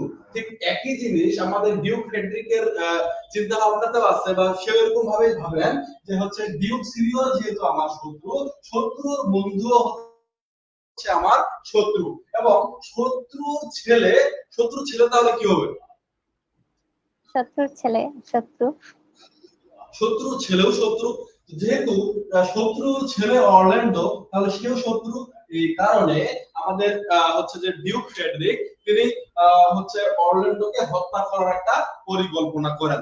এবং এই পরিকল্পনাটা আমাদের রোজালিন্ড এবং সিলিয়া তারা দুইজনেই জানতে পারেন। এবং রোজালিন্ড অরল্যান্ডোকে জানায় দেন যে তাড়াতাড়ি যেন এই জায়গা থেকে চলে যান, অন্যথায় আমাদের ডিউক ফ্রেডরিক তিনি তাকে হত্যা করবেন। এটা জানার পরে আমাদের হচ্ছে যে অরল্যান্ডো সে চিন্তা করে যে নিজের বাসায় ফিরে যায়। তার রাগটা একটু আগে রাগ ছিল, রাগ কারণে তিনি বাসা ছেড়ে চলে আসছেন, যদিও পরবর্তীতে রাগটা একটু কমেও গেছে। সে নিজের বাড়িতে ফিরে যাচ্ছেন এবং নিজের বাড়ির কাছাকাছি যখন যান, এমন অবস্থায় এডামের সাথে তার দেখা হয়। এডাম কে ছিল? সার্ভেন্ট, তার বিশ্বস্ত সার্ভেন্ট ছিল। বিশ্বস্ত সার্ভেন্ট এবং বয়স্ক একজন ব্যক্তি ছিলেন। এই অ্যাডামের সাথে যখন দেখা হয়, অ্যাডাম হচ্ছে যে আমাদের অরল্যান্ডোকে বলেন যে হচ্ছে বাসায় যাওয়ার কোনো দরকারই নাই, কারণ তার ভাই অলিভার তিনি পরিকল্পনা করছেন যে আমাদের অরল্যান্ডো তিনি যেই দিনই বাসায় ফিরবেন বা বাসায় ফিরলে সেই রাতে তাকে পুড়িয়ে হত্যা করা হবে। দেখেন কাণ্ড। এদিকে আমাদের ডিউক ফ্রেডরিক সেও তাকে হত্যা করতে যাচ্ছে, এই খবরটা শুনেই অরল্যান্ডো কিন্তু হচ্ছে তাড়াতাড়ি করে তার নিজের বাসায় ফিরে আসলো এবং নিজের বাসায় যখন ফিরতেছে বাড়ির কাছাকাছি আসে, এরা আবার তাকে খবর দিল যে তার বড় ভাই যার সাথে তার একটু আগে হচ্ছে যে ঝগড়া হয়েছে, হাতাহাতি হয়েছে, মারামারি কিছুটা বলতে পারি আমরা, তো তার ভাইয়ের কিন্তু রাগটা আছে। বড় ভাই সে চায় তার ছোট ভাইকে একদম হত্যা করতে বা শত্রু মুক্ত করতে তার রাজ্যকে, তো সে তাকে হত্যা করতে চায় আগুনে পোড়ানোর মাধ্যমে, যেহেতু চার্লস তাকে হত্যা করতে পারলো না। এই খবরটা অ্যাডাম আবার তাকে দিয়ে দিল। অ্যাডাম যখন তাকে এই খবরটা দেয় তখন তাকে তাড়াতাড়ি চলে যাইতে বলে, এখানে তার বাড়িতে তাকে প্রবেশ করতে নিষেধ করে এবং সেই সাথে বলে যে তার নিজস্ব যে জমানো টাকাগুলো ছিল, আমাদের অ্যাডাম একজন ভালো মানুষ, তো তার বাবা স্যার রোল্যান্ড ডি বয়েজের ইয়াতে যখন তিনি কাজ করতেন তিনি কিছু টাকা জমাইছিলেন, এই টাকাটা তিনি অরল্যান্ডোকে দিতে চান। তো অরল্যান্ডো আবার সেখানে খুব হচ্ছে যে আবেগ তাড়িত হয়ে যান যে আপনি আমাকে এত বেশি বিশ্বাস করতেছেন, আমি তো একজন হচ্ছে যে মানে কোনো কিছুই করতে পারবো না, একজন অপদার্থ একজন ব্যক্তি, আমাকে আপনি এতটা, এরকম আবেগ ঘনে কিছু কনভারসেশন হয় এবং পরবর্তীতে অ্যাডাম বলে যে আসলে তোমার একা চলে যাওয়ার দরকার নেই, আমিই বা এখানে থেকে কি করবো। তো তারা দুইজনেই আমাদের হচ্ছে যে স্যার রোল্যান্ড ডি বয়েজের যে কোর্ট যেটা এখন অলিভারের দখলে আছে, সেই কোর্ট ত্যাগ করে অ্যাডাম প্লাস অরল্যান্ডো তারা সেটা ত্যাগ করেন। খুব মনোযোগ দিবেন, তারা সেটা ত্যাগ করেন। ত্যাগ করে তারা কোথায় যান? তারা চলে যান ফরেস্ট অফ আর্ডেনে। আর্ডেনে চলে যান। ওকে, তো বৃদ্ধ মানুষ অ্যাডাম, এই অ্যাডাম তার সাথে হাঁটতে হাঁটতে খুব বেশি ক্লান্ত হয়ে যায়। এরা খুব বেশি ক্লান্ত এবং পিপাসার্ত যখন হয়ে যায়, এরা কিন্তু উভয়ে পৌঁছে যায় আমাদের ফরেস্ট অফ আর্ডেনে। ফরেস্ট অফ আর্ডেন তারা পৌঁছে যান এবং সেখানে পৌঁছানোর পরে অ্যাডাম আর যেন হাঁটতে পারতেছে না, বয়স্ক মানুষ, খুব খারাপ লাগছে, পিপাসার্ত হয়ে গেছে, এরকম একটা অবস্থায় তাকে গাছের ওই জায়গায় বসায় রেখে অরল্যান্ডো সে কি করেন, এই ফরেস্ট অফ আর্ডেনে আমাদের যে ডিউক সিনিয়র রোজালিন্ডের যে বাবা, সেখানে তিনি কোর্ট নির্মাণ করছেন, এই কোর্টে তিনি চলে যান। অরল্যান্ডো সেখানে গিয়ে তারা মূলত সেই সময় খাওয়া দাওয়া করতেছিল বা সেখানে যে খাওয়াগুলা ছিল সেখান থেকে কিছু খাবার চান অ্যাডামের জন্য। তো যখন অরল্যান্ডো ডিউক সিনিয়রের কাছে যান তখন ডিউক সিনিয়র তার পরিচয় জানতে চায়, তখন দেখা যায় আমাদের অরল্যান্ডো সে হচ্ছে ডিউক সিনিয়রের যে বন্ধু স্যার রোল্যান্ড ডি বয়েজ এর ছেলে। যখন আমাদের ডিউক সিনিয়র এটা জানতে পারেন যে অরল্যান্ডো হচ্ছে তার বন্ধুরই ছেলে, তখন আমাদের ডিউক সিনিয়র তাকে অফার করে তার নিজের কোর্টে থাকার জন্য। তার মানে আমাদের অ্যাডাম এবং অরল্যান্ডো এই দুইজনের একটা থাকার ব্যবস্থা কিন্তু ফরেস্ট অফ আর্ডেনে হয়ে গেল। এতটুকু ক্লিয়ার বুঝছি? জি ভাইয়া, একদম। আচ্ছা, তাদের দুইজনের থাকার ব্যবস্থা হয়ে গেল। এখানে আরেকটা জিনিস বলে রাখা ভালো, সেটা হচ্ছে যে এই অ্যাডাম এবং অরল্যান্ডো তারা যখন সেখানে তাদের কোর্টে চলে আসলো খাইতে বসে, আমরা জ্যাক্স নামে একটা ক্যারেক্টার করছি যে হচ্ছে বিজ্ঞ একজন ব্যক্তি, সে সবসময় জ্ঞানের কথা বলে। তো সেই জ্যাক্স তিনি কিন্তু জীবনের 7টা স্টেজ সম্পর্কে এই সময় কথা বলেন। জীবনকে তিনি 7টা ভাগে ভাগ করেন, শৈশব, তারপর হচ্ছে যে কৈশোর, যৌবন, প্রেমিক, সোলজার, এরকম। এটা নিয়ে আমরা পরবর্তী ক্লাসে বিস্তারিতভাবে আলোচনা করব, যখন প্রশ্নগুলো করবো সেই দিকে না যাই, বিস্তারিত আলোচনা আছে। যাই হোক, তো আমাদের আপাতত অ্যাডাম এবং অরল্যান্ডো যারা নিজের রাজ্য ছেড়ে চলে আসলো ফরেস্ট অফ আর্ডেনে, তাদের একটা থাকার ব্যবস্থা হয়ে গেল। Okay fine. এইদিকে হচ্ছে আমাদের যে ডিউক ফ্রেডরিক, এই ডিউক ফ্রেডরিক সে যখন অরল্যান্ডোকে খুঁজে পাইল না, সে অরল্যান্ডোকে হত্যা করতে চাইছিল, তাকে যখন খুঁজে পাইল না সে সন্দেহ করলো তার যে বড় ভাই অলিভার ডি বয়েজ, তিনি মনে করছেন এই অলিভার ডি বয়েজই হয়তো তার ছোট ভাইকে লুকায় রাখছে। আচ্ছা, তিনি যখন অলিভার ডি বয়েজের কাছে যান তার ছোট ভাইয়ের খোঁজে, তো অলিভার ডি বয়েজ মূলত বলতে চান যে আসলে সেও তাকে হত্যা করতে চাইছে এবং সে জানে না যে তার হচ্ছে ছোট ভাই কোন জায়গায় আছে। বাট আমাদের যে ডিউক ফ্রেডরিক তিনি কিছুতেই তার বড় ভাইয়ের কথা বা অলিভারের কথা বিশ্বাস করেন না এবং তিনি কি করেন, তিনি হচ্ছে যে আমাদের অলিভার ডি বয়েজের সমস্ত সম্পত্তি আত্মসাৎ করে নেন এবং শর্ত দেন যদি সে অরল্যান্ডোকে ফিরায় নিয়ে আসে বা তার হাতে তুলে দেয় তাহলে শুধুমাত্র অলিভার ডি বয়েজকে তার সকল সম্পত্তি ফিরায় দেওয়া হবে এবং তাকে রাজ্য থেকে বের করে দেয়। দেখেন এখন কিন্তু অলিভার ঝামেলায় পড়ছে। অলিভারও হচ্ছে যে অলিভার কিন্তু এখন তার রাজ্য বা রাজত্ব কোনো কিছুই নাই, তাকেও বের করে দেওয়া হয়েছে বা সেটা কেড়ে নেওয়া হয়েছে এবং তাকে শর্ত দেওয়া হয়েছে অরল্যান্ডোকে খুঁজে বের করার জন্য। এখন অলিভারকেও যখন বের করে দেওয়া হইলো, অলিভারও কিন্তু আমাদের এই ফরেস্ট অফ আর্ডেনে এইখানে চলে আসে। আচ্ছা, অন্যদিকে এই অলিভারকে যখন তিনি সম্পত্তিচ্যুত করলেন, করে হচ্ছে বকাঝকা করে বাসায় ফিরেন, বাসায় ফেরার পরে আমাদের ডিউক ফ্রেডরিকের মাথা কিন্তু অনেক গরম। কেন গরম? সে হচ্ছে এতটুকু জানতে পারছে যে এই যে অরল্যান্ডো তার বাসা থেকে তাড়াতাড়ি চলে গেল, যে সে যে তাকে হত্যা করতে চাইছিল এই খবরটাই রোজালিন্ড অরল্যান্ডোকে দিছে, এটা সে জানতে পারে এবং এই কারণে হচ্ছে তার রাগ অনেক বেশি থাকে রোজালিন্ডের উপর এবং সে রোজালিন্ডকে সে গালিগালাজ করা শুরু করে যে হ্যাঁ বিশ্বাসঘাতকতার মেয়ে, তুই বিশ্বাসঘাতকতায় হয়েছিস, যেমন বাপ তেমন মেয়ে, এরকম হচ্ছে গালিগালাজ করা শুরু করছে।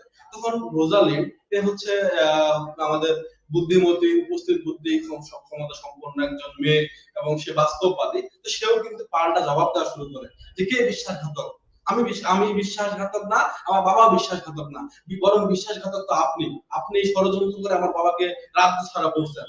যখন এরকম করে গালিগালাজ হচ্ছে পাল্টা জবাব হয়, তখন কিন্তু আমাদের ডিউক ফ্রেডরিক অনেক বেশি রেগে যায় এবং রেগে যাওয়ার পরে তিনি হচ্ছে লাস্ট একটা ওয়ার্নিং দেন আমাদের রোজালিন্ডকে, বলেন যে 10 দিনের মধ্যে তুমি আমার রাজ্য থেকে চলে যাবে, তাহলে তোমাকে আমি হত্যা করব। তো এটা শোনার পরে রোজালিন্ডের মন খুব খারাপ হয়ে যায়। হওয়াটাই স্বাভাবিক যে এভাবে করে তাকে বলতেছে, গালিগালাজ করতেছে, আবার বের হয়ে যেতে বললো, হত্যা করার হুমকি দিল। তো তখন সে পরিকল্পনা করলো সে আর এই জায়গায় থাকবে না, সে এখান থেকে চলে যাবে। বাট কোথায় যাবে? তো তাকে কিছুতেই যাইতে দিতে চাচ্ছিল না তার যে চাচাতো বোন, বান্ধবী, আমরা বলতে পারি যে মেয়েদের খুব ভালো বান্ধবী থাকে, সই আমরা তারা হয়তো বলে, বা বেস্ট ফ্রেন্ড, যাকে সবকিছু শেয়ার করে, তারা সবসময় যদি একসাথে থাকতো, একসাথে বড় হয়েছে, খুবই ভালো একটা বন্ধু। তো এমত অবস্থায় সিলিয়া তাকে কোনোভাবে যাইতে দিবে না। সিলিয়া অনেকগুলো পরিকল্পনা হচ্ছে যে বললেন যে তারা কিভাবে পালায় যাবে, কোন জায়গায় যাবে, কিভাবে থাকবে, এগুলোর ব্যাপারে সিলিয়া অনেকগুলো পরিকল্পনা করে, বাট কোনোটাই রোজালিন্ডের খুব বেশি একটা পছন্দ হয় না। পরবর্তীতে রোজালিন্ড একটা পরিকল্পনা করে, সেটা হচ্ছে তারা দুইজনে ছদ্মবেশ ধারণ করবে। কিসের ছদ্মবেশ? রোজালিন্ড সে হচ্ছে ছেলের ছদ্মবেশ ধারণ করবে, সে হচ্ছে মোটামুটি একটু দেখতে একটু সুন্দর, একটু স্বাস্থ্য ভালো আছে, তো ছেলের সে ছদ্মবেশ ধারণ করবে যার নাম হবে গ্যানিমেড, এবং অন্যদিকে সিলিয়া সে একটা মেয়ের ছদ্মবেশ ধারণ করবে, তার নাম হবে এলিনা। ঠিক আছে? তো তারা এই ছদ্মবেশ ধারণ করে তারাও কিন্তু ডিউক ফ্রেডরিকের কোর্ট ছেড়ে বের হয়ে পড়েন। তারা বের হয়ে পড়েন। তো তারা যখন বের হয়ে যান, দুইজন মেয়ে মানুষকে একাই ছেড়ে দেয় নাই টাচস্টোন। টাচস্টোন এমন একটা ক্যারেক্টার যাকে দেখলে মূলত হচ্ছে মানুষজন হেসে ফেলবে। তিনি মূলত বিভিন্ন রকম কমেডি মূলত কথাবার্তা বলে থাকেন, ঠিক যেমনটা বিউজার বলে থাকেন, এরকম টাইপের, বাট বস্তুত তিনি একজন ভালো মানুষ। তো তিনি এই দুজন মেয়েকে একা ছাড়তে চান নাই, তিনি তাদের সাথে চলে আসছেন। ওই যে টাচস্টোনের কথা শুরুতেই বলছিলাম, টাচস্টোনের সাথে ফরেস্ট অফ আর্ডেনে এই অলিভারও চলে আসলো, আরো আসলো রোজালিন্ড প্লাস সিলিয়া প্লাস টাচস্টোন। ঠিক আছে? এরাও কিন্তু ফরেস্ট অফ আর্ডেনে চলে আসলো। Okay fine. তো রোজালিন্ড আর সিলিয়া, অলিভার কিন্তু হচ্ছে যে সেও রাজ্য ছাড়া হয়েছে, সেও ফরেস্ট অফ আর্ডেনে আসতেছে, আর রোজালিন্ড আর সিলিয়া এরাও ফরেস্ট অফ আর্ডেনে হচ্ছে এরা কিন্তু চলে আসছে, এরা চলে আসছে ফরেস্ট অফ আর্ডেনে। এখন রোজালিন্ড আর সিলিয়া এখানে আসার পরে তাদের তো একটা থাকার জায়গা লাগবে। আমরা অলরেডি দেখছি অ্যাডাম এবং অরল্যান্ডোর একটা থাকার জায়গা হয়েছে, অলিভার এখানে এসে পৌঁছায় নাই। রোজালিন্ড আর সিলিয়া টাচস্টোন যখন আসলো, এরা একটা থাকার জায়গা শুরুতেই এখানে করিন একটা ক্যারেক্টার আমরা দেখছি, সে হচ্ছে রাখাল। তো এই করিনের সাথে ফরেস্ট অফ আর্ডেনে রোজালিন্ড আর সিলিয়ার দেখা হয় এবং রোজালিন্ড করিনকে জিজ্ঞেস করে যে কোনো ফার্ম হাউস ভাড়া পাওয়া যাবে কিনা। সেই সময়ে এই করিন বলে যে সে হচ্ছে সিলভিয়াস, মূলত তার কাছে একটা ফার্ম হাউস, তার মালিকের ফার্ম হাউস সেটা হচ্ছে যে ভাড়া দিতে চাইছে, তখন রোজালিন্ড অফার দেয় যে সিলভিয়া আপনাকে যত টাকা দিবে তার থেকে আমরা বেশি টাকা দিব, আমাকে সেটা ভাড়া দেন। তো করিন তার যে মালিক, এই মালিকের যে ফার্ম হাউস সেটা কিন্তু রোজালিন্ড এবং সিলভিয়া টাচিস্টন এদেরকে ভাড়া দিয়ে দেন। ঠিক আছে, তার মানে এই রোজালিন্ড, সিলিয়া এবং টাচিস্টনেরও একটা থাকার জায়গা বা আশ্রয়স্থল হইলো, এটা এবং অরল্যান্ডো এরা একটা থাকার জায়গা পাইলো। এখন রোজালিন্ড সেখানে থাকার পরে সে যেহেতু হচ্ছে যে এটা একটা বন জঙ্গল, ফরেস্ট অফ আর্ডেন একটা ঘন জঙ্গল বা বন, সেইখানে সেখানে যাওয়ার পরে সে হচ্ছে যে বের হয়। আচ্ছা, এখানে আরেকটা জিনিস বলে রাখা ভালো যে তারা ছদ্মবেশ ধারণ করলো কেন। তারা ছদ্মবেশ মূলত ধারণ করে যেহেতু তারা বন জঙ্গলের মধ্যে যাবে, তো হচ্ছে যে সেই সময় অনেক ডাকাতদের ভয় ছিল, রাস্তাঘাটে অনেকে ছিনতাই করে, যেহেতু তারা আবার মেয়ে মানুষ, তাদের আরো অনেক সমস্যা বা অনেক ভয়ের ব্যাপার আছে, তো সব মিলে তারা ছদ্মবেশে কিন্তু ধারণ করে। আচ্ছা, যাই হোক, তো তারা রোজালিন্ড যখন সেই বাড়ি থেকে মূলত বের হয়, বের হওয়ার পরে সে একটা জিনিস থেকে অবাক হয়। কি সেটা? সে দেখে যে প্রত্যেকটা গাছের হচ্ছে যে গাছের ডালে বা গাছের যে বাকল, এই বাকল গুলাকে কেটে কেটে এই জায়গাগুলাতে বিভিন্ন রকম প্রেমের বাক্য লিখে রাখা আছে। রোজালিন, সব জায়গায় শুধু রোজালিন রোজালিন রোজালিন, রোজালিন তোমাকে ছাড়া আমি বাঁচবো না, রোজালিন তোমাকে আমি খুব ভালোবাসি, রোজালিন তোমাকে আমার লাগবেই লাগবে, তুমি তোমার চোখগুলো অনেক সুন্দর, তোমাকে যখনই আমি চোখ বন্ধ করি তখনই আমি তোমাকে দেখতে পাই, শুধু ভালোবাসার কথা, ভালোবাসার কবিতা দেখতে পাই রোজালিন। সে দেখে অবাক হয় এবং পরবর্তীতে রোজালিন্ডের সাথে অরল্যান্ডোর কিন্তু দেখা হয়ে যায়। রোজালিন্ডের সাথে অরল্যান্ডোর দেখা হয়। রোজালিন্ডের সাথে যখন অরল্যান্ডোর দেখা হয়, রোজালিন্ড কিন্তু অরল্যান্ডোকে চিনে ফেলে। বাট ফরেস্ট অফ আর্ডেনে আসার পর রোজালিন্ড কিন্তু আর রোজালিন্ড নাই। রোজালিন্ড কি হয়েছে? গ্যানিমেড। সে একটা ছেলের ছদ্মবেশ ধারণ করছে। তো অরল্যান্ডো কিন্তু তাকে চিনতে পারে না। তো যখন সে দেখতে পায় যে অরল্যান্ডোই মূলত তাকে নিয়ে কবিতা লিখতেছে, তখন রোজালিন্ড তাকে বলে যে হচ্ছে এই যে গাছের মধ্যে আপনি লেখালেখি করতেছেন, গাছটা কষ্ট পাচ্ছে, আপনার তো লিখতেও কষ্ট হচ্ছে, তো আপনার যখন এই রোজালিন্ডকে নিয়ে কোনো কিছু লেখার ইচ্ছা হবে বা লিখবেন, সরাসরি আমাকে দিয়ে দিবেন অথবা আমাকে এসে আপনি শোনাবেন, তাহলেই আপনার অনেকটা হালকা লাগবে, ভালো লাগবে, আমিও শুনতে রাজি আছি বা শুনবো। তো যখন এরকমটা হয়, অরল্যান্ডোর সাথে রোজালিন্ডের প্রায় প্রায় দেখা হয়, আর অরল্যান্ডো তার প্রেমের কথাবার্তা গুলা রোজালিন্ডকে এসে শোনায়। যেহেতু সে একজন ছেলে, হচ্ছে সে নরমালি তাকে সব তার হচ্ছে যে অনুভূতি গুলো শেয়ার করতেছে। দেখেন এখানে অরল্যান্ডো সমবয়সী কিন্তু আর কেউ নাই, অরল্যান্ডো কথা বলার জন্য ভালো একটা সঙ্গী পেয়ে গেছে, সে হচ্ছে রোজালিন্ড। তো রোজালিন্ড কিন্তু তার প্রেমে পড়ছে, রোজালিন্ড তাকে ভালোবাসে, তার প্রেমের কবিতাগুলো শুনতে রোজালিন্ডের খুবই ভালো লাগতেছে, কিন্তু সে তাকে চিনতে পারতেছে না। আচ্ছা, তো এরকম কথাবার্তা দেখাশোনা হয়, সে প্রেমের কবিতাগুলা, তার আবেগ ইমোশনের বিষয়গুলা রোজালিন্ডকে শোনায়। তো এমন অবস্থায় একদিন অরল্যান্ডো রোজালিন্ডকে তার নিজের কোর্ট তথা ডিউক সিনিয়র বা তার বাবার কোর্ট, যেখানে আমাদের এডাম এবং অরল্যান্ডো বা অরল্যান্ডো থাকতেছে, সেই জায়গায় দাওয়াত দেয় রোজালিন্ড এবং সিলিয়াকে। খুব মনোযোগ দিবেন, দাওয়াত দিয়ে সে নিজের কোর্টে তথা আমাদের ডিউক সিনিয়রের কোর্টে তিনি ফিরতেছেন। ফেরার পথে তিনি লক্ষ্য করেন যে হচ্ছে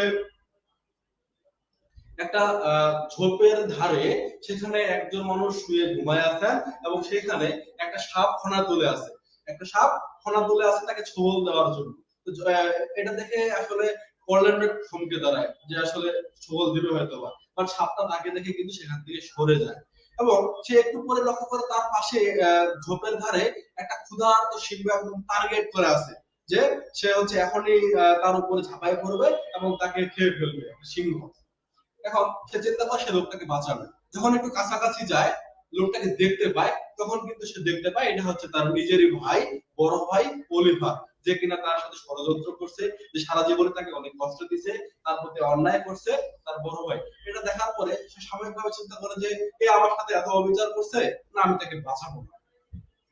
এমনটা চিন্তা করার সাথে সাথেই সে পরক্ষণে আবার চিন্তা করে, আচ্ছা সে যত যাই করুক, সে তো আমার নিজের ভাই হয়, ভাই রক্ত তো রক্তই, ভাইয়ের কিন্তু তার আবেগ কিন্তু আর থেমে থাকে নাই। তো সে চিন্তা করছে তাকে বাঁচাবে এবং সিংহটা যখনই তার দিকে মূলত লাফায় আসবে, এরকম সময়ে অরল্যান্ডোর কাছে যে তলোয়ার ছিল, এই তলোয়ার দিয়ে সেই সিংহটাকে হচ্ছে যে হত্যা করে ফেলে এবং এই সময়ে আবার অলিভার সেও কিন্তু জেগে যায়। অলিভার জেগে গেল এবং জেগেই দেখতে পাচ্ছে তার ছোট ভাই অরল্যান্ডো তার তলোয়ার দিয়ে সিংহটাকে হত্যা করছে এবং সিংহের রক্ত দিয়ে অরল্যান্ডোর পুরো শরীর একদম ভিজে গেছে। তো যখন এই জিনিসটা দেখতে পাইলো যে তার ছোট ভাইয়ের প্রতি সে এত অবিচার করছে, এত অন্যায় করছে এবং সে কিন্তু খারাপ একটা উদ্দেশ্য নিয়ে এই ফরেস্ট গার্ডেনে খুঁজতে, মানে তার ভাইকে খুঁজতে আসছে। তার ভাইকে খুঁজতে আসার কারণ, তার ভাইকে খুঁজতে আসার কারণটা কি ছিল একটু বলেন দেখি, মনে আছে কিনা? ডিউক ফ্রেডরিক ডিউক ফ্রেডরিকের আদেশে সে এসে অরল্যান্ডোকে খুঁজতে আসছিল। ডিউক ফ্রেডরিক মূলত যে শর্তটা দিয়েছে তার ছোট ভাইকে নিয়ে আসলেই হচ্ছে যে তাকে তার সম্পত্তি বা রাজ্য ফিরাই দেওয়া হবে। সে কিন্তু লোভের কারণে, অসৎ উদ্দেশ্যেই তার ভাই কিন্তু দিলে হত্যাই করবে, সে খারাপ একটা উদ্দেশ্য নিয়ে এখানে আসছিল। বাট যখন তার ছোট ভাই তাকে তার প্রাণ বাঁচাইলো তখন তার চিন্তা ভাবনা চেঞ্জ হয়ে গেল, তার দৃষ্টিভঙ্গি চেঞ্জ হয়ে গেল, সে নিজের ভুলটা বুঝতে পারলো। ঠিক আছে, সে নিজের ভুলটা বুঝতে পারলো এবং পরবর্তীতে অরল্যান্ডো কিন্তু অলিভারকে ক্ষমা করে দিল। অরল্যান্ডো অলিভারকে ক্ষমা করে দিল। ফরগিভনেস ফার্স্ট টাইম আমরা পাইলাম যে অরল্যান্ডো অলিভারকে ক্ষমা করে দিল এবং অলিভারের যে নিজস্ব রিয়ালাইজেশন যে ভুলটা ছিল এই ভুলটা ভেঙে যায়, সে ভালো মানুষে পরিণত হয়ে যায় এবং অরল্যান্ডো কিন্তু হচ্ছে যে এই যে সে যেখানে থাকতো ডিউক সিনিয়রের যে কোর্ট সেখানে নিয়ে যায়। আচ্ছা, এখন তারা কিন্তু রোজালিন সিলিয়া ওদেরকে অলরেডি দাওয়াত দিয়ে আসছে। তা দাওয়াত দেওয়া আছে ভালো কথা। তো অরল্যান্ডো মাঝে মাঝে এই অলিভারকে এদের এখানে পাঠায়, যে ওখানে যায়, যেহেতু তারা মোটামুটি স্যামেজ মনে হয়, কথাবার্তা বলে এরকম। তো দেখা যাচ্ছে অলিভার যখন এই জায়গায় আসে, এদের এদের ফার্ম হাউসে আসে, আসার পরে সিলিয়ার সাথে অলিভারের কিন্তু প্রেম হয়ে যায়। সিলিয়ার সাথে অলিভারের প্রেম হয়ে যায়। লক্ষ্য রাখতে হবে আমাদের এখানে আমরা দেখতে পাচ্ছি যে অরল্যান্ডো, এই অরল্যান্ডো কার প্রেমে পড়ছে? রোজালিন্ডের। রোজালিন্ড। আচ্ছা, অরল্যান্ডো কি এখনো রোজালিন্ডকে খুঁজে পাইছে? জি না। আচ্ছা, অলিভার সিলিয়ার প্রেমে পড়ছে, সিলিয়াও কিন্তু অলিভারের প্রেমে পড়ছে। ছদ্মবেশ ধারণ করলেও সিলিয়া কিন্তু মেয়ের ছদ্মবেশ ধারণ করেছিল, তো অলিভার তার প্রেমে পড়ে যায়। অরল্যান্ডো রোজালিন্ডকে ভালোবাসলেও গ্যানিমেডকে সে চিনে না এবং সে একজন ছেলে, তো সে তাকে মনে মনে ভালোবাসে। কিন্তু রোজালিন্ড আবার অরল্যান্ডোকে চিনতে পাইছে, রোজালিন্ড অলরেডি তাকে ভালোবাসে। ভালোবাসা আমরা পাচ্ছি। ওকে, ফাইন। তো হচ্ছে যে অলিভার আর সিলিয়ার মধ্যে প্রেম হয়ে যায়। তো একদিন এই যে দাওয়াত যে আগে থেকেই দেওয়া ছিল, এই দাওয়াত পালন করতে এই রোজালিন্ড এবং সিলিয়া এরা কি করে, এরা হচ্ছে স্যার ডিউক সিনিয়র, এই ডিউক সিনিয়রের কোর্টে তারা আসেন। ডিউক সিনিয়রের কোর্টে যখন আসেন, ডিউক সিনিয়র রোজালিন্ডের পরিচয় চায়। তো রোজালিন্ড তো তার বাবাকে দেখেই চিনতে পায়, যেহেতু সে মোটামুটি হচ্ছে যে বড় ছিল, তার বাবাকে সে চিনতে পায় এবং যখন পরিচয় দেয় তার বাবাও কিন্তু তাকে চিনতে পায়। যখন রোজালিন্ড এবং ডিউক সিনিয়রের হচ্ছে যে পরিচয় পর্ব চলে, তখন কিন্তু আমাদের অরল্যান্ডো সেও কিন্তু রোজালিন্ডকে চিনে ফেলে। দেখেন, রোজালিন্ড এতদিন যাবত কিন্তু গ্যানিমেড হয়েছিল, এখন কিন্তু রোজালিন্ড আর গ্যানিমেড নাই, এখন রোজালিন্ড কিন্তু বাস্তবে রোজালিন্ড। ঠিক আছে, তো অরল্যান্ডো আর রোজালিন্ডের প্রেম কিন্তু এখন মাখো হওয়া শুরু হইলো। তারা অরল্যান্ডো তার স্বপ্নের সেই নায়িকাকে খুঁজে পাইল। অন্যদিকে অলিভার আর সিলিয়ার মধ্যে তো প্রেম চলতেছে। এর পাশাপাশি এখানে আমাদের এই যে ফিবি নামের যে ক্যারেক্টারটা, এই ফিবি কি ছিল নাকি মেয়ে? মেয়ে। ফিবি ছিলেন একজন মেয়ে, যে কিনা ভালোবাসতো রোজালিন্ডকে না, সে ভালোবাসতো গ্যানিমেডকে। তো এখন সে হচ্ছে মূলত সিলভিয়াসকে একটা চিঠি লিখে দেয়, আর সেখানে তাকে মূলত মিথ্যা কথা বলা হয় যে সে প্রতিশোধ পরায়ণ একটা চিঠি লিখছে গ্যানিমেডকে, যাকে সে ভালোবাসে, সে ভালোবাসা অ্যাকসেপ্ট করে নাই, আর প্রকৃতপক্ষে সেটা প্রেম পত্র ছিল। তো এটা যখন দেওয়া হয় তখন রোজালিন্ড ফিবিকে এটা মূলত বোঝায় যে আসলে সিলভিয়াস তাকে অনেক বেশি ভালোবাসে, তো তাকে হচ্ছে তার বিয়ে করা উচিত, এটা তাকে রিকোয়েস্ট করা হয়। যখন এটা করা হয় তখন এদিকে আমাদের ফিবি এবং সিলভিয়াস তাদের মধ্যেও হচ্ছে যে প্রেম বা বিয়ের বিষয়টা চলে আসে।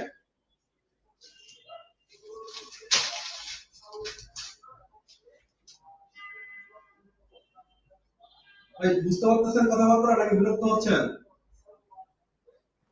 বুঝতে পারতেছি ভাইয়া। বুঝতেছি ভাইয়া।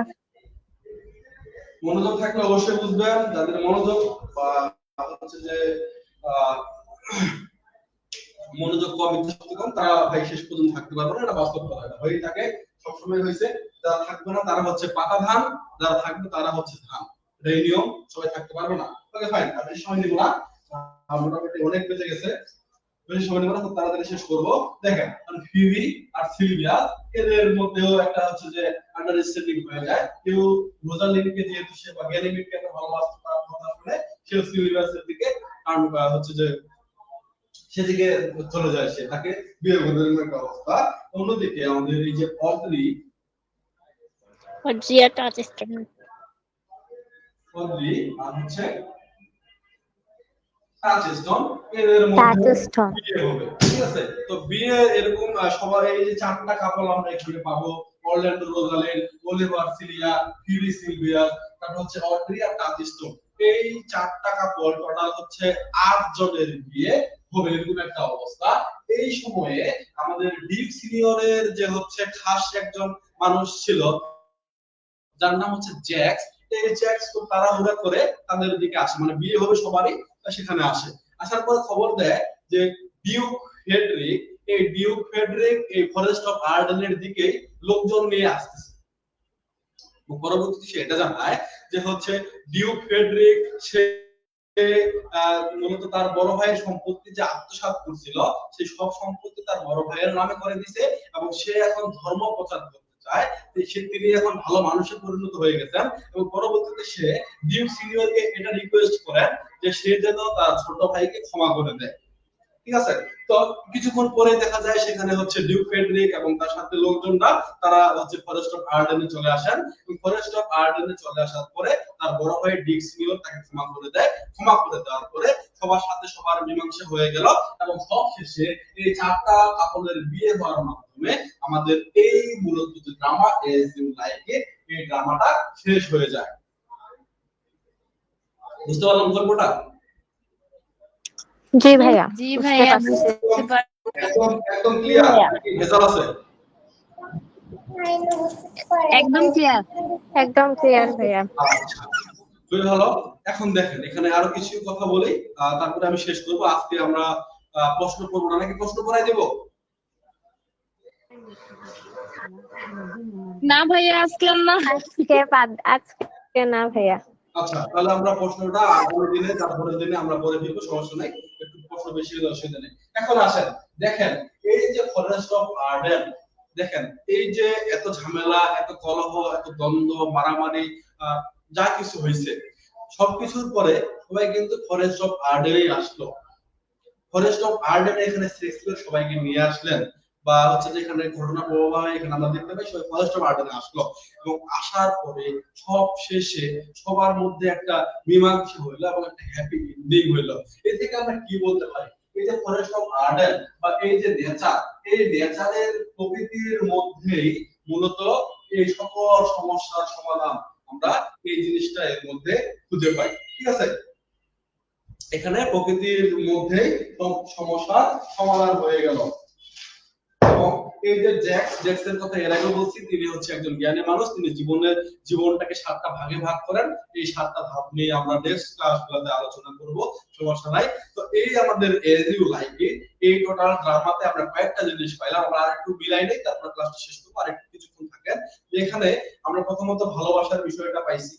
কিসের ভালোবাসা? যে হচ্ছে বোনের সাথে বোনের ভালোবাসা। সিলিয়া, রোজালিন, তারা দুইজনে চাচাতো বোন, তাদের মধ্যে ভালো একটা বন্ডিং। আবার তারা ফ্রেন্ডও ছিল, ফ্রেন্ডদের মধ্যে ভালো একটা ভালোবাসা। তারপর হচ্ছে যে এই যে ভাই আমাদের অলিভার, তারপর হচ্ছে জ্যাক্স ডি বয়েস, অরল্যান্ডো ডি বয়েস, এদের মধ্যে শুরুতে ঝামেলা থাকলেও শেষে একটা ভালোবাসার বিষয় আমরা দেখতে পাই। তারপর হচ্ছে যে সার্ভেন্টের সাথেও একটা ভালো সম্পর্ক বা ভালোবাসা। এডাম তার সাথে আসলো কেন? এডাম তার সাথে তো নাও আসতে পারতো। এই বন জঙ্গলের মধ্যে আসা তো রিস্ক ছিল, সেই সময় তো বন জঙ্গল অনেক ভয়ঙ্কর ছিল। তারপরেও সে কিন্তু অরল্যান্ডোর সাথে চলে আসে। তাহলে সার্ভেন্টের সাথে মালিকের ছেলের মধ্যে একটা ভালো বন্ডিং বা ভালোবাসার বিষয়টা আমরা এই জায়গায় দেখতে পাই। তারপরে এই যে ষড়যন্ত্র করা, চক্রান্ত করা বা লোভের যে বিষয়টা, লোভের কারণে কিন্তু অলিভার ডিবয়েল সমস্ত সম্পত্তি আত্মসাৎ করে নিজের পরে তার ভাইদেরকে বা বিশেষ করে অরল্যান্ডোকে তার যে ভাগ যতটুকু এটা বুঝাই দেয় না। অন্যদিকে আমাদের ডিউক ফ্রেডরিক সে তার বড় ভাইয়ের সম্পত্তি আত্মসাৎ করে তাকে নির্বাসিত করে, এটা হচ্ছে লোভের কারণে এবং ষড়যন্ত্র করে। এরপরে আমরা এখানে দেখতে পাচ্ছি ফরগিভনেসের যে বিষয়টা, সবশেষে এখানে আমাদের যে অলিভারের কিন্তু ভুল ভেঙে যায়। অলিভার তার ছোট ভাইকে যেভাবে ট্রিট করতো তার প্রতি যে তার ধারণা ছিল এই ধারণাটা সম্পূর্ণভাবে বদলে যায় এবং অরল্যান্ডো তাকে তার বড় ভাইকে ক্ষমা করে দেয়। অন্যদিকে আমরা আরো দেখতে পাই যে আমাদের এখানে আমাদের ডিউক সিনিয়র এবং ডিউক ফ্রেডরিক এদের মধ্যে যে ঝামেলা ছিল এই ঝামেলাটাও কিন্তু সবশেষে মিটে যায়। তার মানে এখানে ক্ষমার যে বিষয়টা সেটা আমরা দেখতে পাই এবং সবশেষে এই যে চারটা কাপল যে যাকে ভালোবাসে সবাই তাদের নিজের লাভারদেরকে পায় এবং তাদের মধ্যে বিয়ে হয়। চলতে পারবেন না? জি ভাইয়া, চমৎকার একটা ড্রামা। হ্যাঁ ড্রামাটা অনেক ভালো লাগে। যদি বলতে চান ভাই বুঝতে খুবই অসুবিধা হবে, আমি চেষ্টা করছি যতটুকু সহজ করা যায় বিষয়গুলোকে একসাথে নিয়ে এসে সবগুলোকে একসাথে রিলেট করে আপনাকে সামারিটা বোঝানো। এর আগে নরমালি যে ক্লাস হয়েছে সেখানে আরো বেশি বিস্তারিত আলোচনা হয়েছিল, বাট ক্লাসটাকে একটু শর্ট করা হয়েছে। এর আগে এই টপিকে যখন আমি ক্লাস নিয়েছি সেই ক্লাসটা 2 ঘন্টারও বেশি ছিল, 2 ঘন্টার থেকেও আরো বেশি সময় ক্লাস নিয়েছিলাম। তবে মজার ব্যাপার হচ্ছে পুরো ক্লাসটা জুড়ে সবাই ছিল। আজকে তাও আপনাদের কয়েকজন একটু কমে গেছে, মানে আপনারা সিরিয়াস হইলেও সবাই অতটাও সিরিয়াস না, বাট রেগুলার ব্যাচে মান্থলি ব্যাচে যখন ক্লাসটা দিচ্ছে তারা অনেক বেশি সিরিয়াস ছিল। ঠিক আছে, তো এই সিরিয়াসনেসটা আমাদের সবার মধ্যে থাকতে হবে। তো আমরা একটু শর্ট করার কারণ হচ্ছে সামনে যেহেতু পরীক্ষা, একটা প্রিপারেশন ব্যাচ, এখানে সবকিছু অত বেশি বিস্তারিত করে আলোচনা করার সুযোগটা আমাদের একটু কমই থাকতেছে, বাট যেগুলো আমাদের জন্য দরকার সেই তথ্যগুলো সবগুলো আপনাদেরকে আমি দেওয়ার চেষ্টা করবো। আমার পাশে কোনো কিছুই বাদ আমি রাখবো না। যেমন ফার্স্ট ইয়ারের রাইটিং স্কিলে মূলত আমাদের অন্যগুলোতে কিছুটা কমায় দেওয়া হইলেও, টপিক কমানো হইলেও আমি আমাদের রাইটিং স্কিলের সাজেশন থাকলেও আমি চেষ্টা করছি সবগুলো টপিক মিলিয়ে আলোচনা করে দেওয়া। এর পাশাপাশি রিডিং স্কিল, পোয়েট্রির যে আলোচনাগুলো সবসময় আমার চেষ্টা থাকে সবগুলো বিষয় নিয়ে বিস্তারিতভাবে আলোচনা করে দেওয়া, যাতে করে সম্পূর্ণ জিনিসটা কমপ্লিটলি আপনারা বুঝতে পারেন। তো আশা করি আজকের ক্লাসটা পুরোটাই আপনারা এনজয় করছেন এবং শেষ পর্যন্ত বুঝছেন।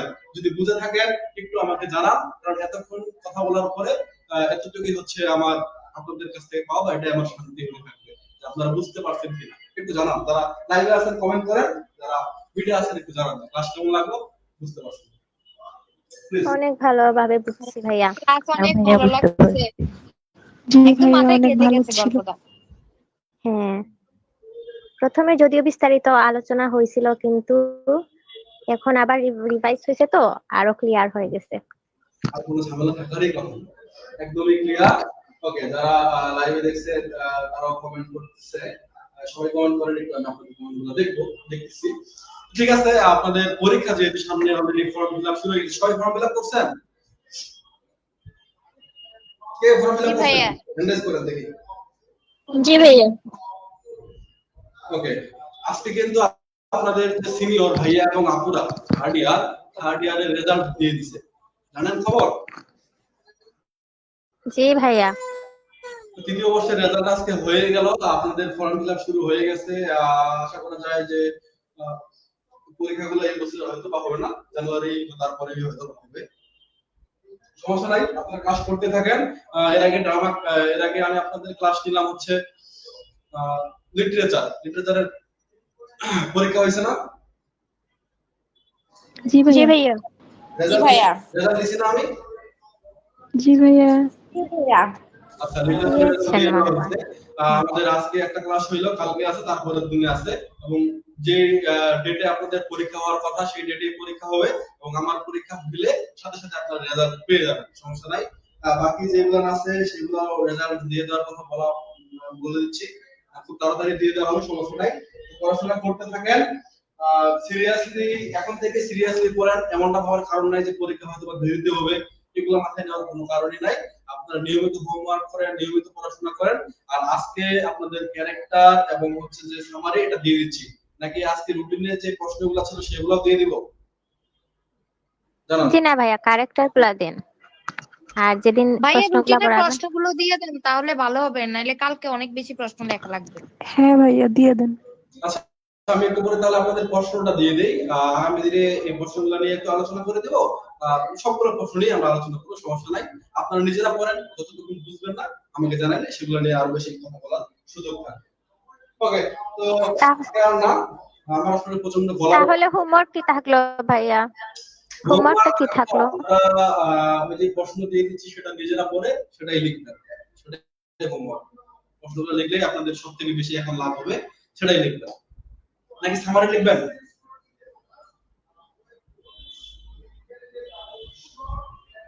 আপনাদেরকে প্রশ্ন দিচ্ছি, প্রশ্নের উত্তর লেখেন, এবং সামারি লিখে সময় নষ্ট করার দরকার নাই। প্রশ্নের উত্তরগুলো আমি দিয়ে দিচ্ছি, সেটা নিজেরা পড়ে লিখে পোস্ট করবেন। তারপরে যদি কোনো কিছু বুঝতে অসুবিধা হয় তাহলে সেটা আমাকে জানাইলে আমরা কালকে সেই বিষয়টা নিয়ে আলোচনা করব। ওকে, আমার আসলে গলা ব্যথা ছিল, তারপরেও ক্লাসটা আপনাদের নিয়ে নিতে পারছি, আলহামদুলিল্লাহ। আপনার সাথে কথা বলতে বলতে গলা ব্যথাটা কিছুটা কমেও গেছে, খুবই ভালো। আসলে আপনার সাথে কথা বলে আমার খুব ভালো লাগে। যাই হোক, তো এখন আর না, শেষ করি। আপনাদেরকে আমি একটু করে দিয়ে দিচ্ছি পিডিএফ এর লিংকটা, আপনারা হোমওয়ার্কটা সবাই করবেন, কেউ যেন বাদ না রাখেন। ওকে, শেষ করলাম। আল্লাহ হাফেজ। ইনশাআল্লাহ। ইনশাআল্লাহ। আসসালামু আলাইকুম ভাইয়া। ওয়া আলাইকুম আসসালাম।